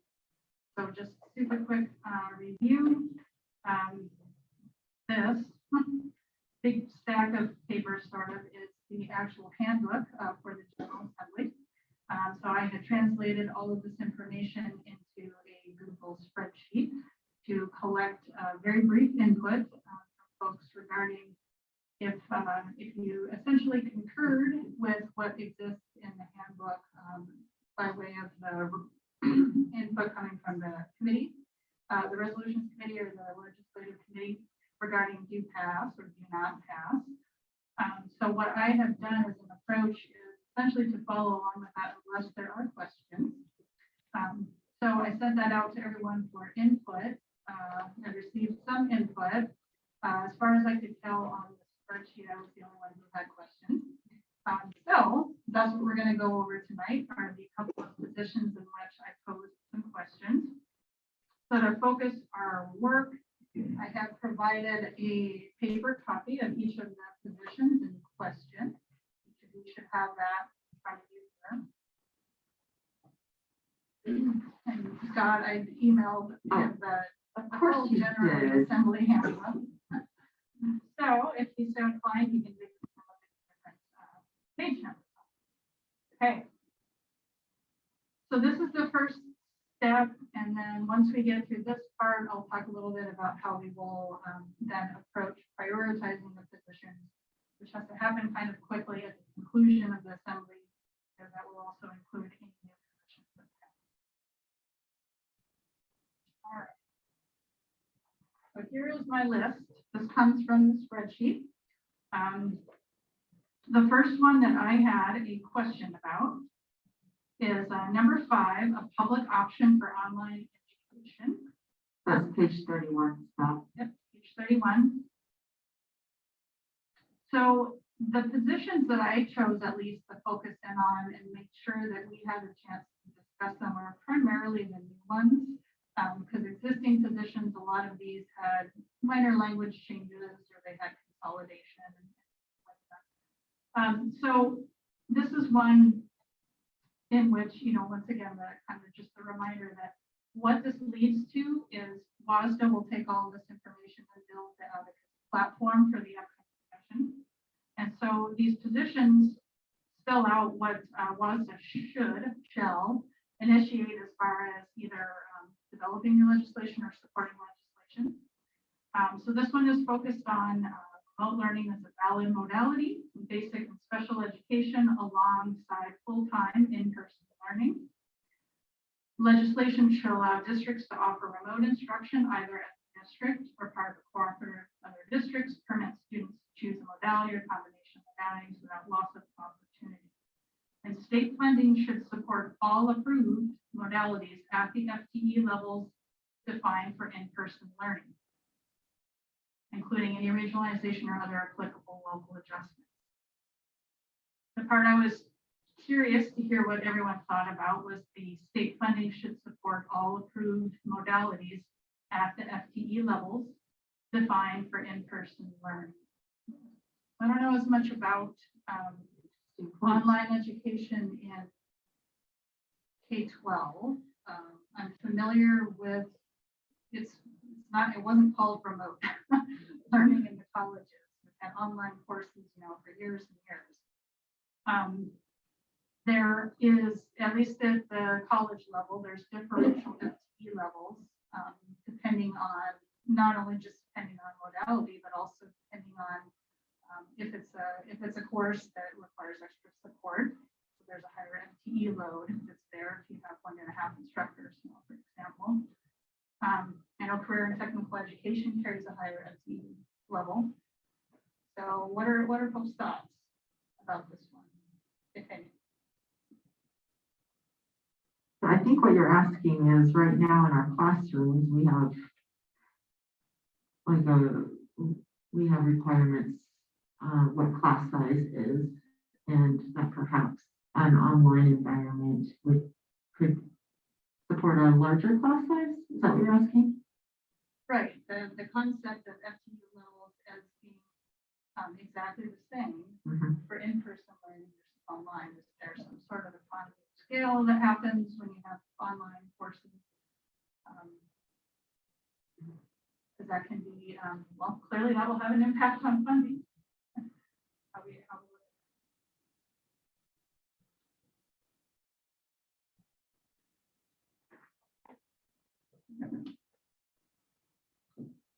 I have a comment, I guess. I don't know what to give them as far as feedback, because this does seem, we're getting down into how things should be funded, or we're talking ratios on a board level, and that's not something we would normally do, so. I would like to see them talk to more of people that are in charge of curriculum or teachers versus the board. I have lukewarm support for this just because of the wording mostly. There's nothing really solid in here, so that concerns me. It'll get kicked around on the wording. The action will be hard for this. So those are my concerns. It's not positive. I might be able to have just a factual clarification if it helps. Last year, because of the emergency, they did allow remote learning to be used in school districts and claimed as like basic education funding. In our basic education program, you could use remote learning. And so like our TBA program was a basic education program last year. That's not normal. In a normal year, if you want to have kids in remote learning, say in the TBA program, they have to fall under alternative learning experience program, which isn't bad necessarily, but it's a very different system of rules. And so I believe this is saying, after this pandemic, kind of what we've learned is there was benefit to those being able to be a basic education program rather than needing to fall under alternative learning. For example, you could have students at Tumwater High School involved in an online program and in classrooms and not having to be partially in an ALE world and partially in a basic ed environment. So it's just kind of changed our world a little bit going through this. And what I think that you'll see is a debate over should online programs continue to be only in the alternative learning experience world, or should they become a part of basic education and be treated like any other class? And so again, I think what you're seeing here is an argument that WASDA should advocate for programs that make that part of the regular education experience rather than keeping it over in the alternative learning experience world. That helps, Sean. Thank you.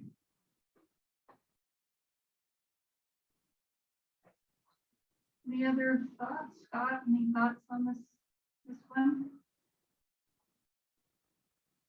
To be honest, it's taking every ounce of my concentration to hear what you're saying. I don't think it's the mics. I don't think it's your projection. It's the computer's quality to pick up the sound.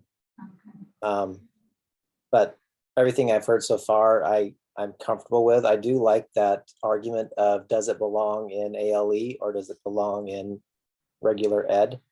And right now I'm undecided.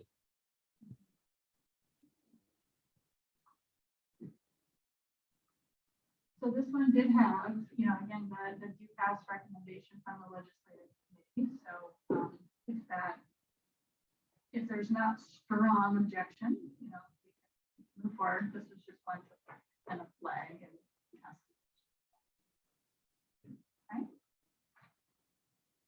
okay. So speaking of curriculum, as Casey mentioned, so the next one is number 6, curriculum protection.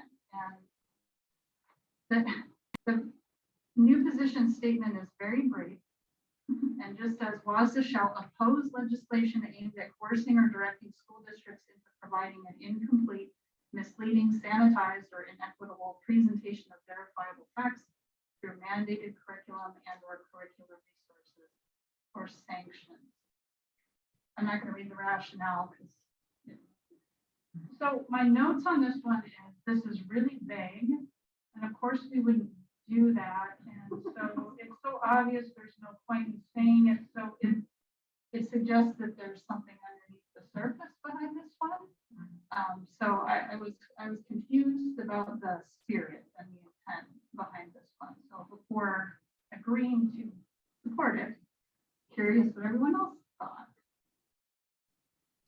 Darby, can you help get me caught up? You said number 6. It's page 32. Oh, I'm sorry, yeah. Sorry. Because then I have to shrink the Zoom, find the tab, scroll. So page 32 of the document you shared with me through email. Yes. Yes? Yes, Yes. number 6, curriculum protection is the name at the top.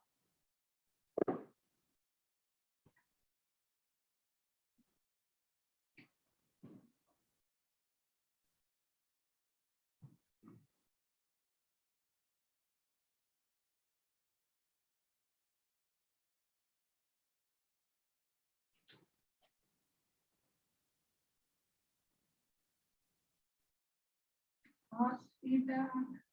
I have some feedback. Mhm. This just reeks of political divisiveness. Yes. I don't like the rationale being used, you buying a book of 2 + 2 = 5. There's something more hidden here. Mhm. I don't know what it is, but like I said, it just reeks of. This is meant to be divisive in some way, and it's way too political. So mine is do not pass. I see, Laura, you're nodding. I'm sorry, I'm agreeing with that. I was thinking that the whole way through, and frankly, I think that I enjoy a large vocabulary myself, but all of these words I think is meant to throw people off and, on the scent. So, no. I'm just tired of things being politically divisive, period. So. Scott, were you able to find it? No. Oh, Okay, so I have the handbook open. And I went to page 6. Oh, I'm no, sorry. it's 32. 32. Page 32. All right. Number Okay. 6. Scrolling down. I apologize. No worries. I should have just come in and sat on the floor. It would have alleviated a lot of I things. shouldn't have. No, you will finally wait for you to find page 32.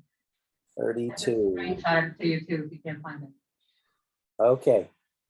I'm there. Okay. All right. Thank you.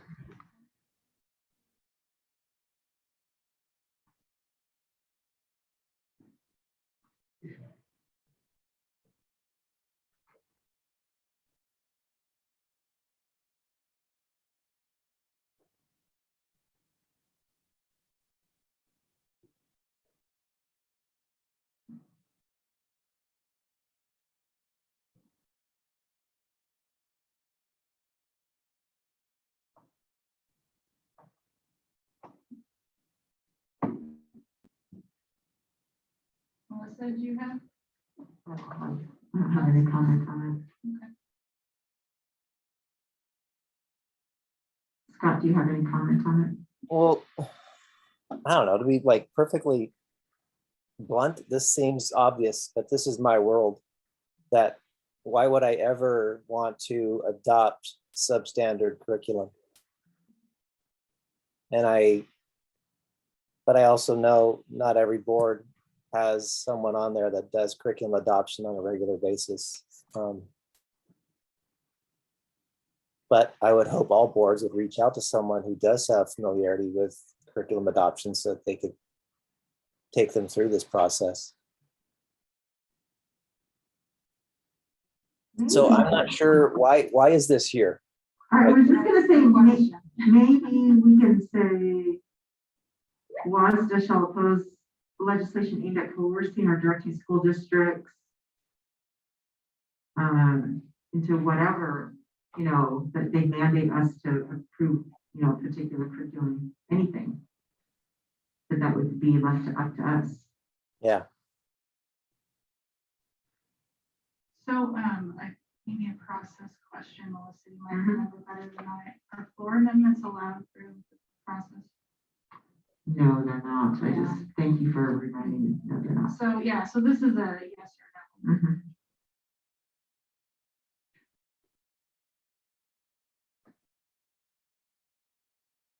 I still don't get it. I don't get why this has to be, why this is new and it comes about today. Like, we functioned just fine as a society before this. It doesn't have any value. And It's somebody's pet project. And we can ask questions. I mean, that's the purpose of the discussion. So I mean, I'll certainly ask questions. I'd be shocked if somebody else doesn't beat me to it though. Your feedback is incorporated on this one.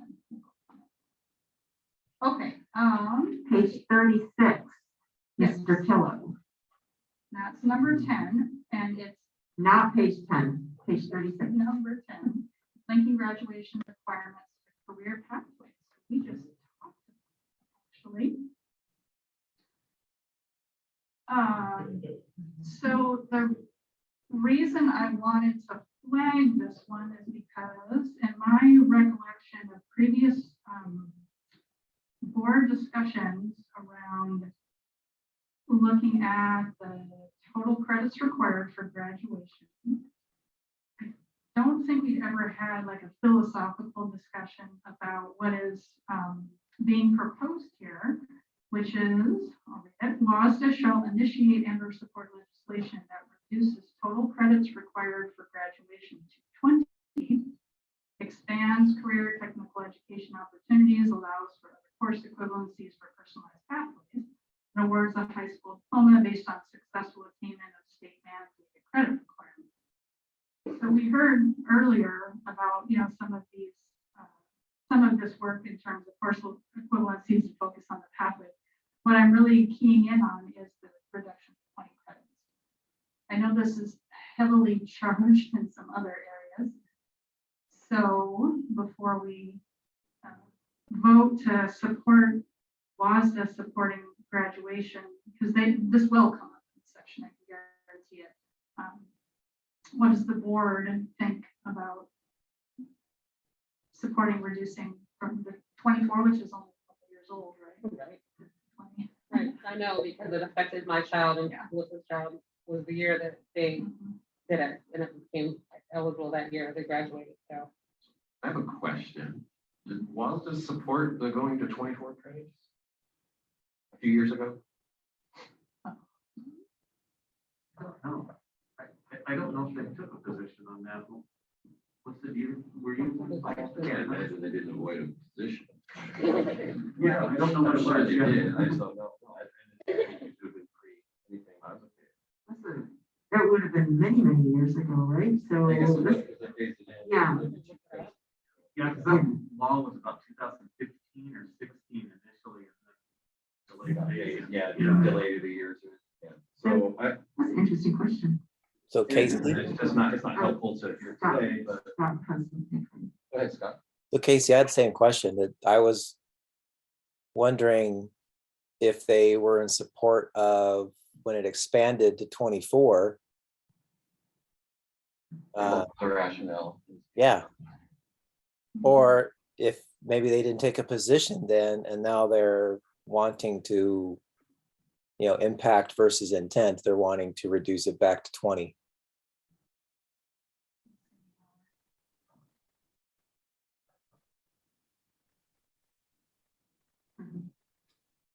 Oh, so it does say this position was the support for the State Board of Education discussions around reducing graduation. My 2 cents is I approve, put it back to 20. It seems reasonable to go to 20. It allows flexibility. I did like the 24 in that it was stringent and it kept people on track, on course.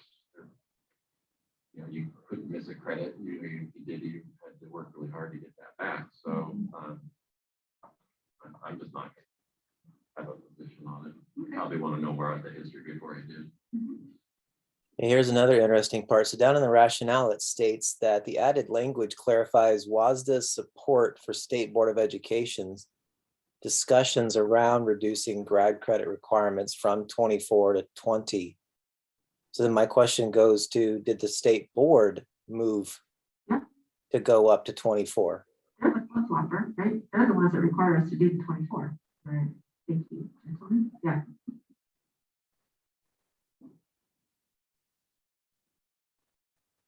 Thank you for saying flip-flopper before me. What? You're thinking the same? I'm worried. No. Well, it is. That's just what it is. like, come on, man. Yeah.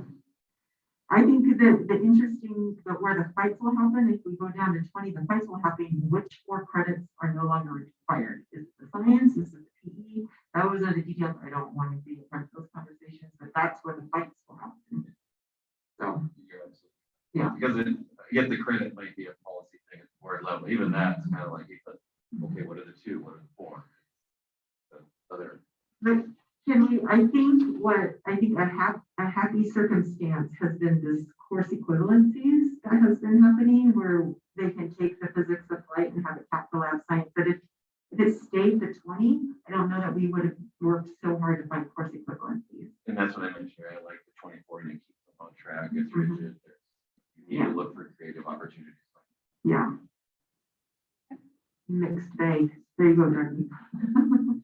All right, moving on, 2 more. The next is to your page 47. Number 19. So we have about 5 more minutes for this. Okay.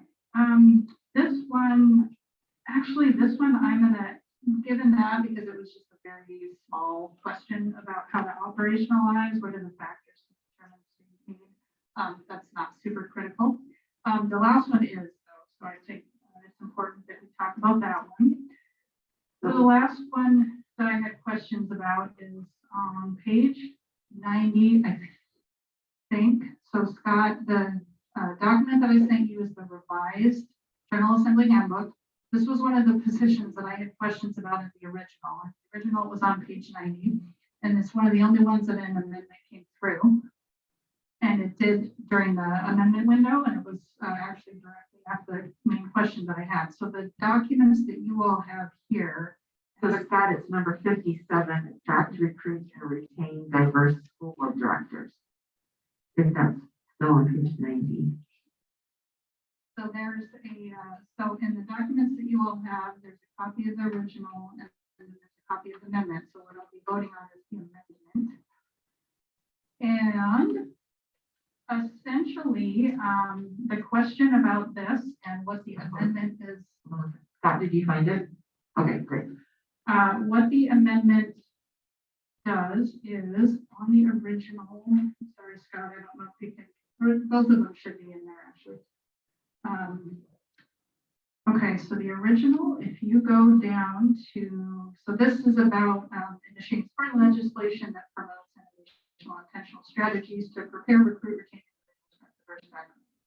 So the kind of the spirit behind this is activities to reinforce and look for ways to diversify school boards. So yes, under the bullets here, I believe it's bullet 4. Yeah.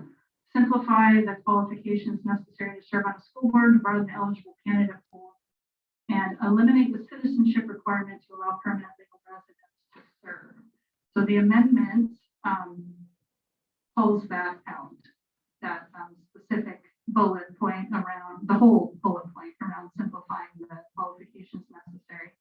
And there's also one other bullet point in the original that said specifically to remove the requirement of being a citizen in order to run the service.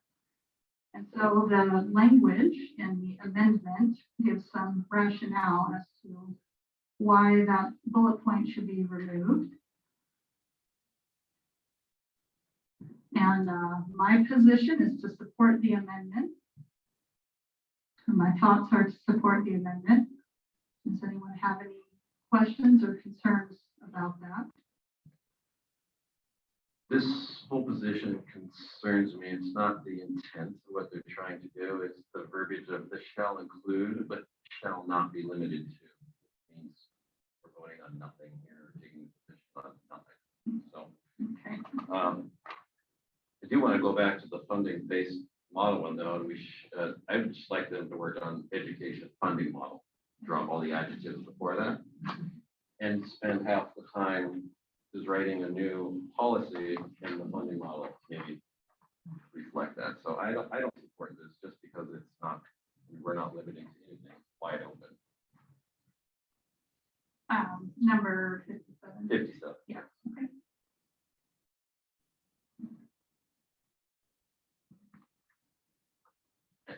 realize that's not positive feedback as well either, but I don't want to discourage anyone else from giving their comments.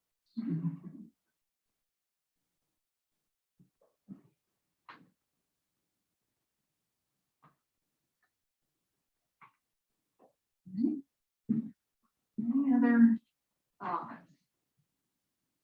I support the amendment because that was my first question about whether they could actually vote in the first place. They can't. So that does seem strange. Melissa, I thought the exact same thing. Mhm. Yeah, I found that odd.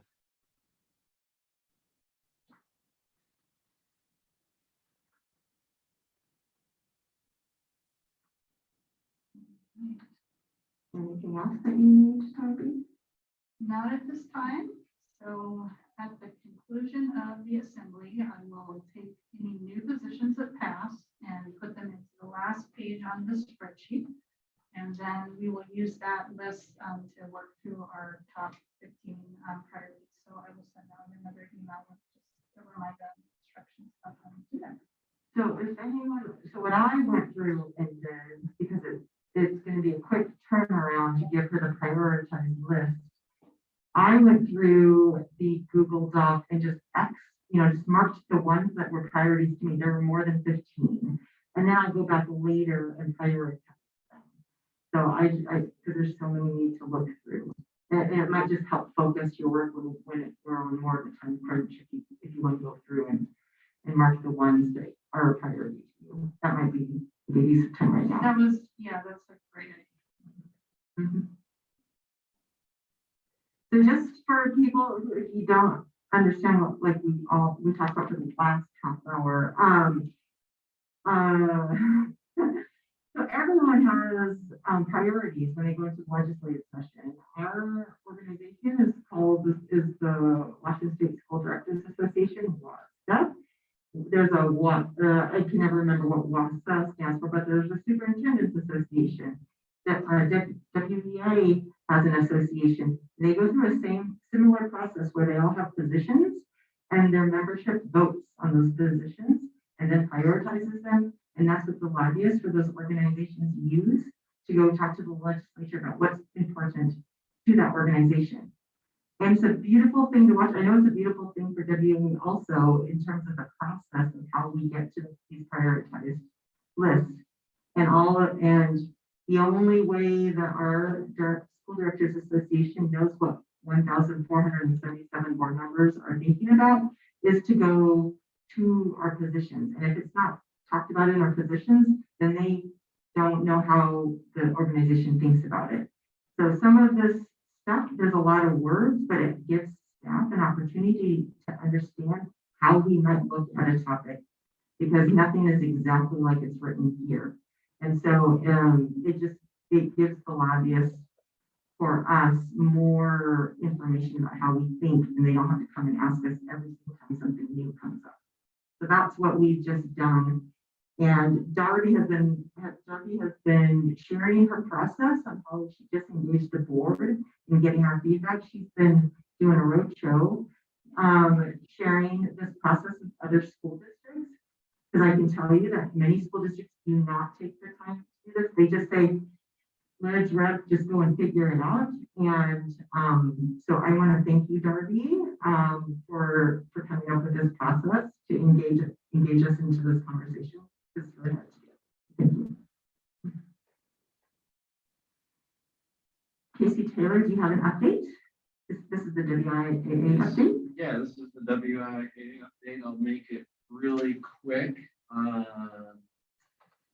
So yeah, fall sports are proceeding along. There are some glitches in events and practices and these type of things. However, none of our programs have been shut down. Pretty much every other district or a lot of other districts can't say the same. They've kind of lost the program here and there. So they're Thank you, Tim and Don. It's exactly. Tim and Don they are working triple time for sure. Let's see, the bird cage. Everyone knows what the bird cage is? No, what's that? I'll tell you what the bird cage is. That's that building we voted on that they could use out in center field there for the baseball field. So you see, go by the high school, you'll see that out there being built right now. The trusses are up and it really big. So that's the batting cage? That is the batting cage, Okay. yeah, there'll be 3 batting cages in there. It's a full barn style. But should be finished up by the end of November or so. What a clever name. It is, I thought that was a really great name. Just a reminder, the bird cage is 100% donated. There are no district funds going to the bird cage, so it's all donated, time, money, material. Should we request Scott Pillow, like take some hits there since he was a former baseball coach? That would be fun, right? I'm sure he'll find What, it. what am I doing? I think you should be one of the first people to use the bird cage, the batting cages out there, since you're a board member and former baseball coach. I'd love to. Okay, we'll tell Tim and Don that. Let's see, other sports that are going on, with COVID and being creative with schedules, sometimes that creates extended travel or overnight trips. Some of those are happening, but they have been previously planned. And again, there's not district money happening for these overnight trips. This is booster fund money, these type of things that they've been fundraising for all year, to go out of state and play in a tournament, these type of things. So the district does cover transportation, the basic events, but again, there are going to be some sports that will travel a little bit. Let's see, my next one was to talk about transportation, of course. So transportation, an issue with the district, and the athletic directors are having to juggle that as well too. They're using creative scheduling, getting out kids early, extending the times, moving times up, moving times back for event times. They basically have a no buses can run for sports before 4 p.m. So that kind of puts a lot of things, we gotta finish getting those kids home, right? So we've done a couple things to do that. Again, they moved some of the schedule around. Each high school has 2 bands now that can be used. So a lot, if not most or all of the sports, minus football, can be done pretty much in 2 bands. We're also being a little more flexible in some of our transportation, allowing some parent transportation here and there. We are not going to allow self-student transportation at this time. It is an option considered, but that brings on a whole other set of risks that may not be worth the minimal zero savings. So that's it in a nutshell. I will give us a small note here that lots, I'm not going to say lots, but what the sports are being very budget sensitive and attentive to their budget needs. Those sports are that's kind of planned out throughout the year. Coaches are already hired. Those things are in motion, but they are being sensitive to their budgets. And we're going to probably come up with a travel radius, or not. You have to keep it within 50 miles. We're going to ask that they do that, except for the things that kind of already been scheduled. So that'll help there. We're also looking at other ways to cut costs directly in sports in the district too. So this isn't at the end at all. There's definitely some more actions being looked at, but right now this is what I have to report. Next time we'll touch on any of those changes if we do those. Any questions? Questions for Casey? All right, thank you, sir. Okay, superintendent's report. You have 15 minutes. Yes, and so I'm going to bring this up quickly. And so we're going to try and split this time about in half. And I'm going to have Sean join to talk a little bit about this. We want to discuss a little of the work happening aligned with the strategic pillars that we've identified. And so Scott, so you can see it, I want to share that screen and have it on there. If I do this right, somehow we'll actually be able to click it. All right, I think we got it. So you have a clicker over there, and so yeah, I'll go ahead and click through. So remember, we have identified these as our strategic priorities, and I want to talk to you briefly about our educational equity work. We have started our cultural competence, diversity, equity, and inclusion training at Tumwater U with Jamad Conley, spending time with our staff in the afternoon, Monday afternoon. Some of you had the chance to see that. Our next date will be on November 19th. Originally, we hoped to be able to start that in October, but it's been an extraordinarily challenging start to the year, and giving people a little bit more time to get their feet and really focus with their teams on how do they provide the support that our students need, we believe is an equity move. And giving a little bit more time to get there will make sure that our staff is feeling ready to engage in this work when we come together on the 19th. We have an equity leadership cadre, a group of teachers and administrators who are working together to develop lesson plans and prepare the facilitators to lead that in each of our buildings with a consistent message across all our schools, consistent curriculum in each of our schools, and that is those are trainings based upon modules that ESD 113 has had built by Jamad Conley and his team at Potential Unlimited and the Speak Up at School curriculum. But rather than just having people go through that training online, we believe it's more what we have heard from Jamad and what we believe makes it more engaging is giving people the chance to do that in a more interactive way in discussion with facilitator on site rather than sitting at your computer and just interacting with the computer screen. So we really believe there needs to be discussion and interaction now. We also have our next Equity Advisory Committee meeting coming up on October 20th. And we have 42 people who have applied thus far to participate in that this year. And we continue to receive those applications on a daily basis right now. So really looking forward to having a solid, strong group of participants to help us with that work. Now I'll have Sean, pass it over to Sean to share a little about our PLC Plus work.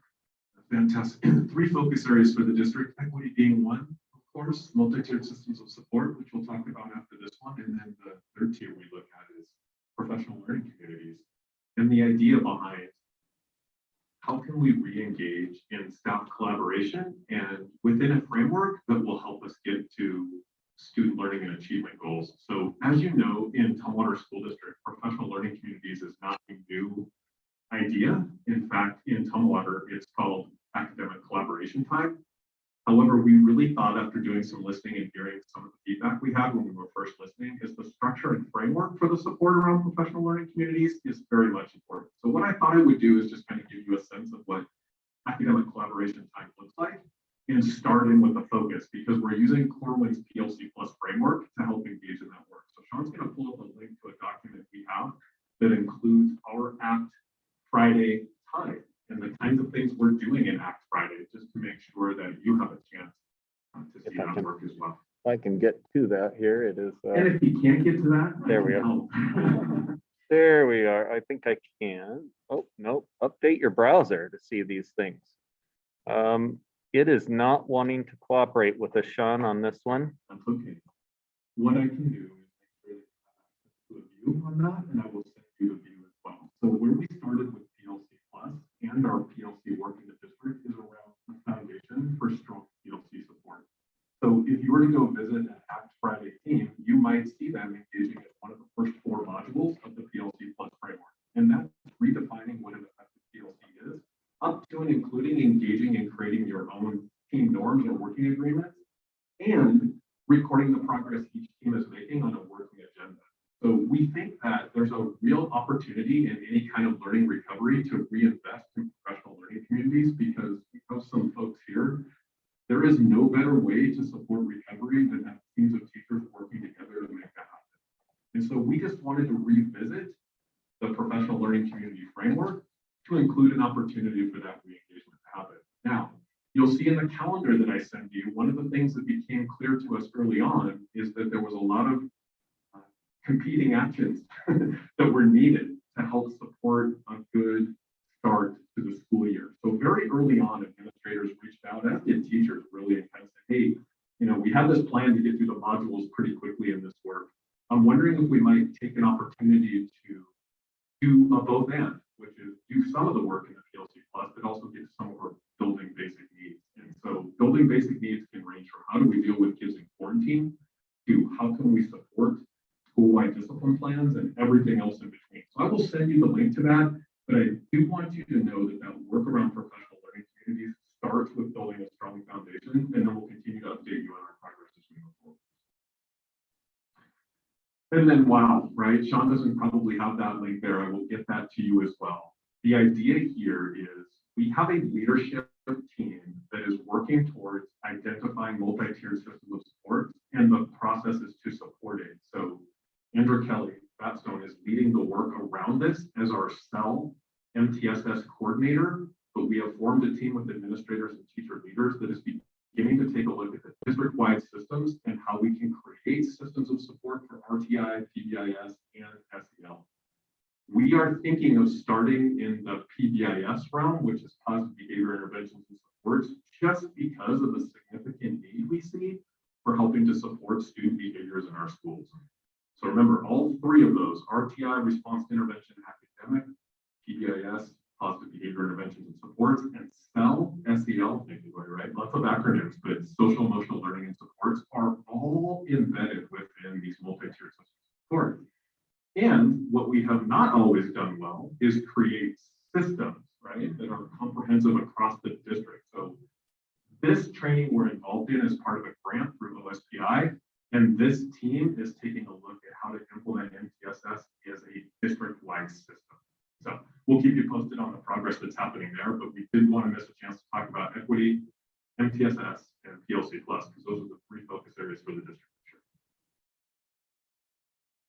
Thank you. Yes, absolutely. Thank you, Sean. And then moving on to the fiscal pillar, at our last meeting, we said we would come back and share a little bit of information about kind of the fiscal history that led us to where we sit now in terms of our finances and our fund balance. And I want to just briefly take you through that. And I appreciate having Alan Jones here tonight, because Alan reminded me just at the beginning, as we go back to that January of 2019, the first date on this timeline. You see there, that is when the board decided to reduce the minimum fund balance from 5% to 4%. And that was after making a substantial investment in contracts that year, and recognizing, I think at that time, that we were financially extended in a way that was likely to lead to a fund balance drop and may have kept us from meeting a 5% minimum fund balance in their projections. So then, so then in the spring of 2019, and this is before I arrived, but it's helpful to kind of hear from those who were there. I'd been hired in that spring and was starting to learn about what was going on in the district. At that time, the district was considering staff cuts, a series of them. There were some cuts made, but then they were considering much more extensive cuts. At that time, the legislature changed the law, raising the levy lid from $1.50 to $2.50 per thousand. And that averted the need for those cuts at that time. I recall at that time, they said that should put us in a position where hopefully with that levy increase, we could take the time to see if that put our budget in a sustainable position. So by winter of 2020, we were starting to see that January, February 2020, the fund balance was declining. And we again began to have a concern that we weren't in a sustainable position, and came to the board and asked for, let the board know we would need to start preparing cuts for the 2020-2021 school year, or that, sorry, this was 1920 school year, excuse me, in the winter. And in that spring, we were saying we need to start preparing cuts for the following school year. We started preparing those cuts, and then in March, COVID closed our schools. When that occurred, everything kind of went on hold. We said, we've got to now reevaluate. And our finance director reevaluated at the time, and Jim came back and said, given the changing dynamics and the way funding was holding, we would balance our budget that year. And it prevented the need for us to make cuts at that time. So once that was balanced, there was also the fact that we were in a lockdown. And at the end of that year, knowing that the following year was very much an unknown. What was it going to look like when we came back? We made the decision that it was best not to go into making substantial cuts in preparation for such an unknown year. So when we came into the fall of 2020, so you see that COVID closure, minimized cuts due to the pandemic. We made some small adjustments, but not larger adjustments. In the fall of 2020, you may recall, those who were here, that we came back and recommended furloughing bus drivers and some of our food service workers that we didn't have routes for at that time in order as a cost saving measure. That was a hard one, but it was necessary at that time due to the uncertainty. And then what you saw happen in the winter and spring is we once again started to consider, do we need to make cuts now because there was a lot of fiscal uncertainty there. But in January, ESSER 2 passed, providing some funding. We still didn't think that was adequate to backfill our needs. And then on March 11th, ESSER 3 passed. And then soon after that, the Washington legislature passed enrollment stabilization funding in April as part of their legislative session. All of those funds, when those bills pass, you know the large amount that's coming, but it takes a while to identify what the funds are that are coming to your district. But what we knew was large investments were going to be made to support districts. Our hope and intent was to continue to focus on serving students through an unpredictable pandemic. If you also remember, in March and April of last year, we were in the process of opening in 2-day and 4-day-a-week hybrid models. And that was intensive from a labor perspective. We needed people. And we were already starting to experience the staff shortages that we're seeing now. So as you go through all of that, at that time, the decision that we made and the decision I supported was, let's not make those cuts now. So now in the summer, with that opening, the increased payroll costs coupled with our loss of enrollment stabilization, insufficient ESSER funding, and some revenue losses in transportation, special education, and food services, among other programs, has put a huge pressure on our budget and caused our fund balance to decline. So that's the big picture of how we came to where we are now. And I'll just add to that, if you look, we also experienced in that 3 more minutes. Super. In that same time period, we also experienced a substantial enrollment decline over 3 years. Now, what's the good news is our enrollment's turned. In a number of districts, they're still experiencing depressed enrollment. Ours has rebounded almost to our 2019-20 levels, and that has a lot to do with the construction that's going on in the district as well. So there's a lot of positives when we start to turn enrollment. If our enrollment continues to grow, that will be a positive for us. But in the meantime, it's not enough to put us in a position where our state and federal COVID relief funding is going to fully cover our needs. Additional pressures, this is not in the right order on that, but I'll just tell you that enrollment decline. We're also experiencing, as property values go up, we collect a little more in levy funding, but we're also losing levy equalization dollars, which are, so there's kind of an offset. We have a highly experienced staff, and that means they cost us more than the state average. Not enough that we receive enhanced funding that was determined a few years ago, but enough that it does put pressure on our budget. We've had substantial benefits cost increases, rising insurance costs, and of course our collective bargaining agreements, and then pandemic staffing costs. So all of those increases are putting pressure on us. So wanting to come back to, these are the things that are putting us in the position where we are stretched to a point that we don't have, that we have to start making difficult cuts now. And we're going to do everything we can to minimize impacts this year as we make those adjustments. But we know that those will get substantially bigger next year as the COVID relief dollars are no longer with us. So just, that's the information I have regarding kind of the background and how we got here, a quick overview, and we'd be happy to take any questions you have. So we only have a minute left, so I'll allow everyone one question. Go ahead, Casey. Sure. Sean, can you recap real quick? How do you lose Do not go through the whole presentation. Nice try. Go back to Don't slide do one. one. No, it's just that it's a kind of an oxymoron. You have to go back. Okay, gotcha. Okay. How do we lose $500,000 in enrollment stabilization? Those seem to kind of.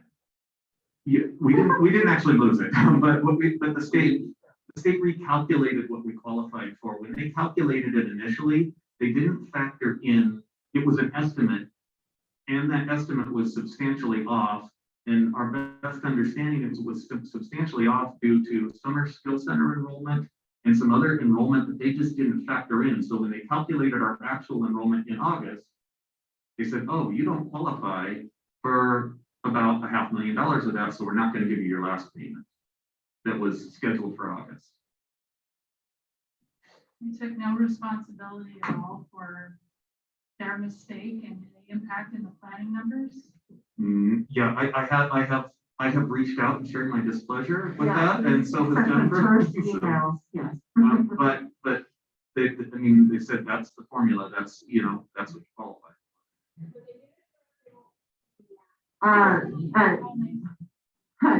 If they could, they would though. Scott, I just want, Jennifer just said that OSPI assured us they wouldn't take any more enrollment stabilization money. Lori, do you have a question?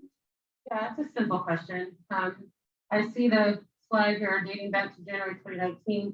What I want to know, and I think, you know, we're at about a $8 million deficit over the next 18 months, is why we haven't gone back farther.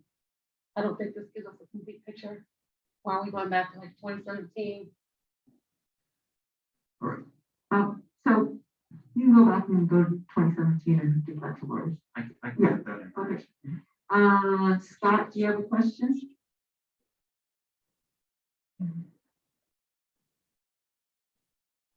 You're really small on the screen, so if you're shaking your head, no, I can't.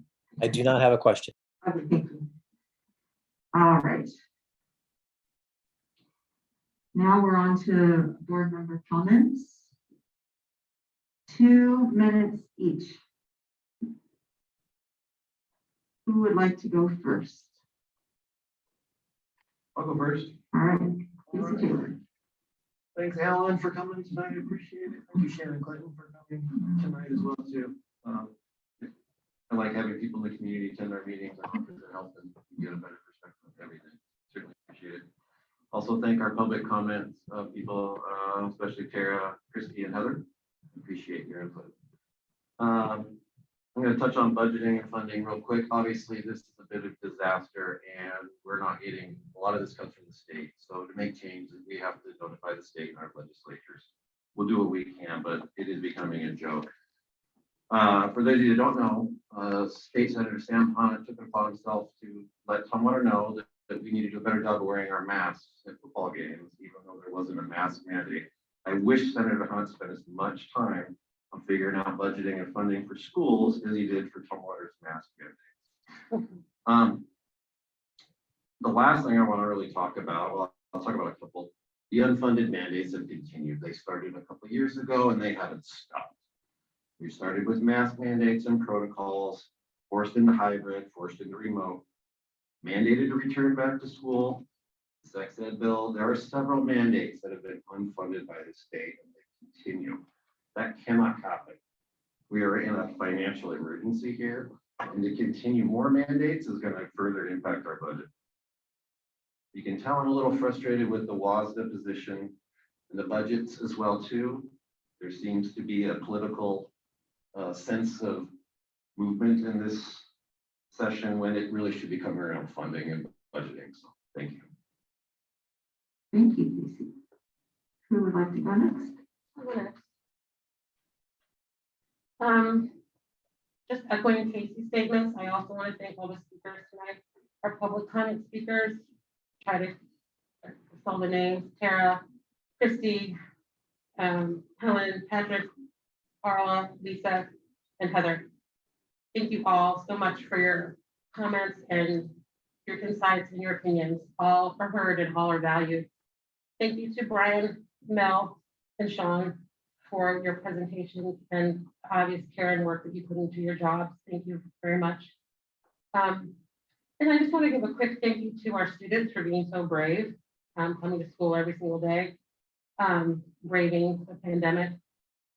And I'm proud of all of them, whether they're at school or at home. It's a tough time to be a student. And I thank all of them and our parents for working so hard, whether you have to be at home with them or you're at school. And then finally, I just want to touch really quickly on the warehouse, the Port of Olympia public comment.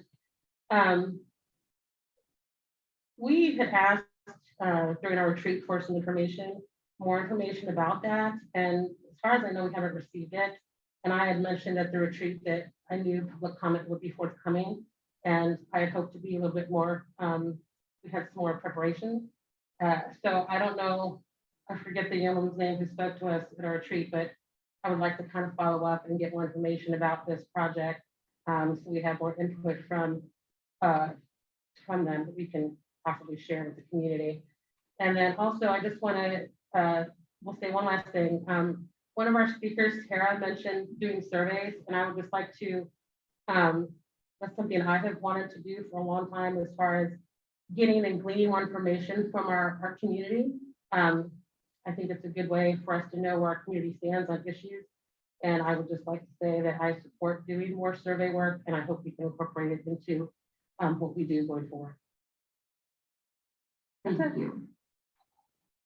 Scott or Darby? Darby, you can go. Two things. The first is related to the update we just received around our the progress on the pillars. So in one of our last meetings, they're all blending together now at this point. We talked about how we're supposed to know that we're being successful in these areas because we haven't really established any metrics yet. So I've started doing some thinking on that.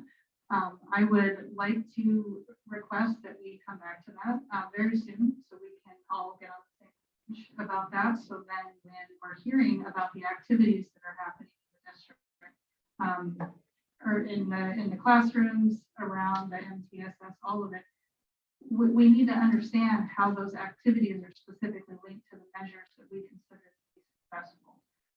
Because otherwise, I'm just not seeing the connection. Related to that, one thing I would like to specifically ask around the follow-up is the results of the Panorama survey.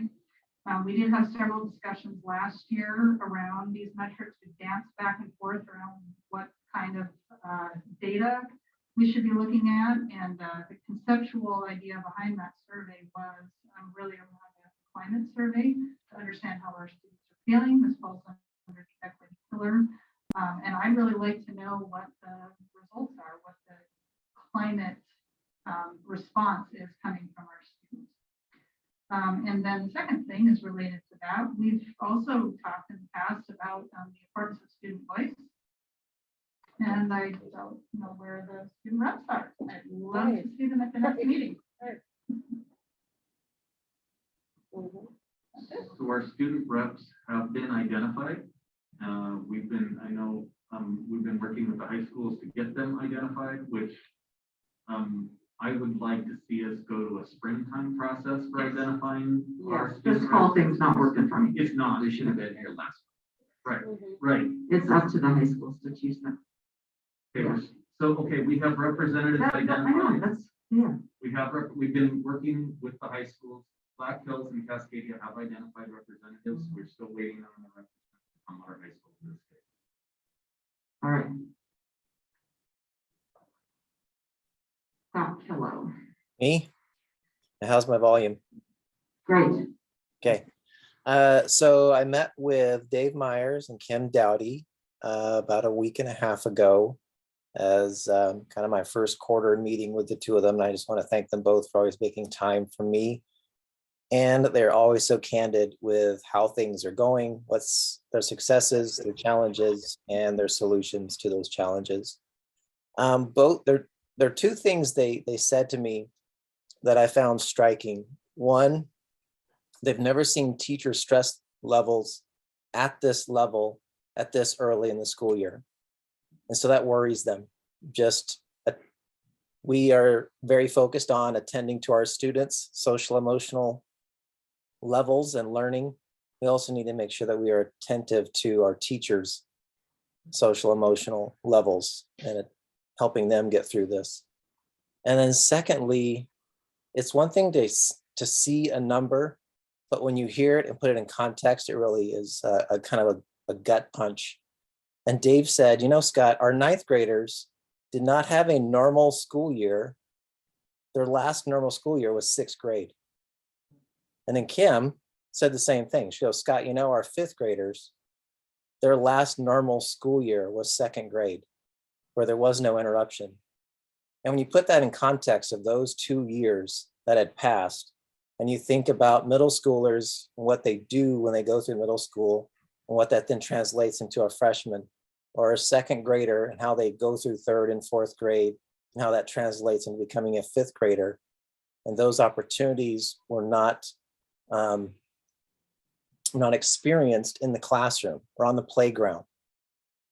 It is lending itself to issues that teachers are having to deal with.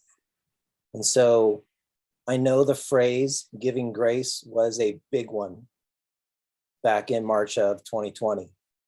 That phrase still needs to exist for our teachers, our building admin, and our district leadership.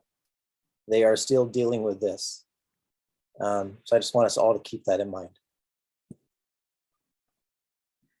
Thank you, Scott Keller.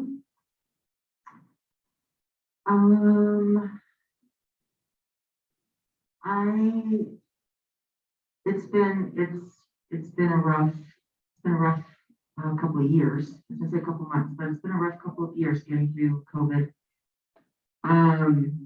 And I agree with Scott in terms of granting grace for our students and for our staff. I also want to make sure that we're granting grace for each other as we're working with each other. And I want us to get back to working together. I'm not feeling like we're working together. Truthfully, I'm not sure I don't know how to get back there. And so I need everyone to help me figure out how we get back to working together on getting back on track.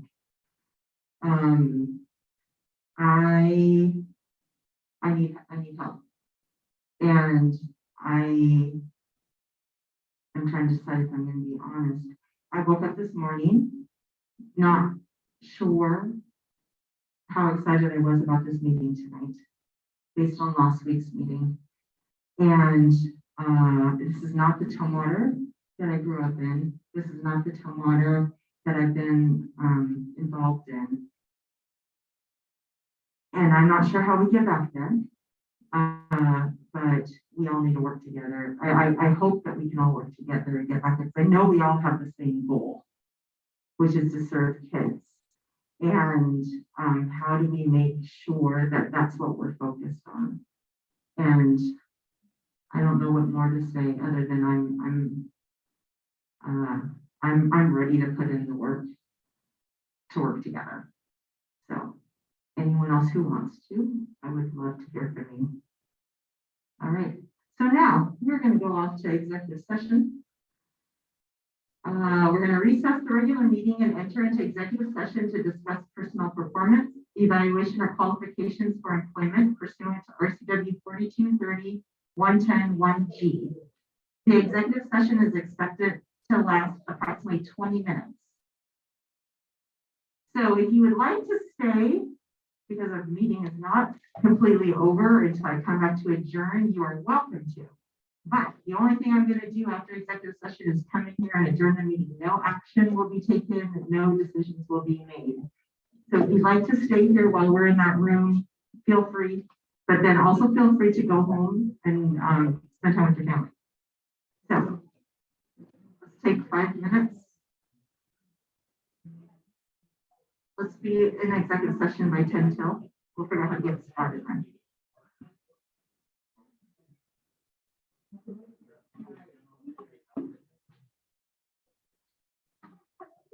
So if a person wants to get that on, we can turn the, we have to, you know, we're just gonna turn it in.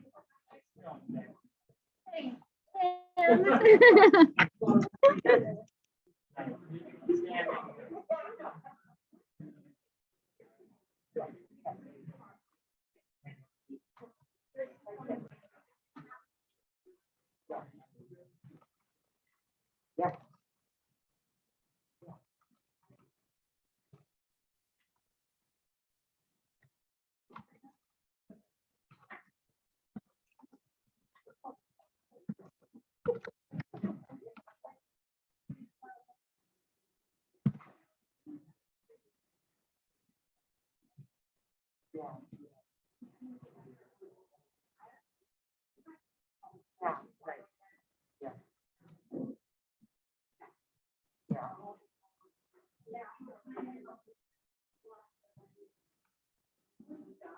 I'm good. Yeah, I think I need to Yeah, right.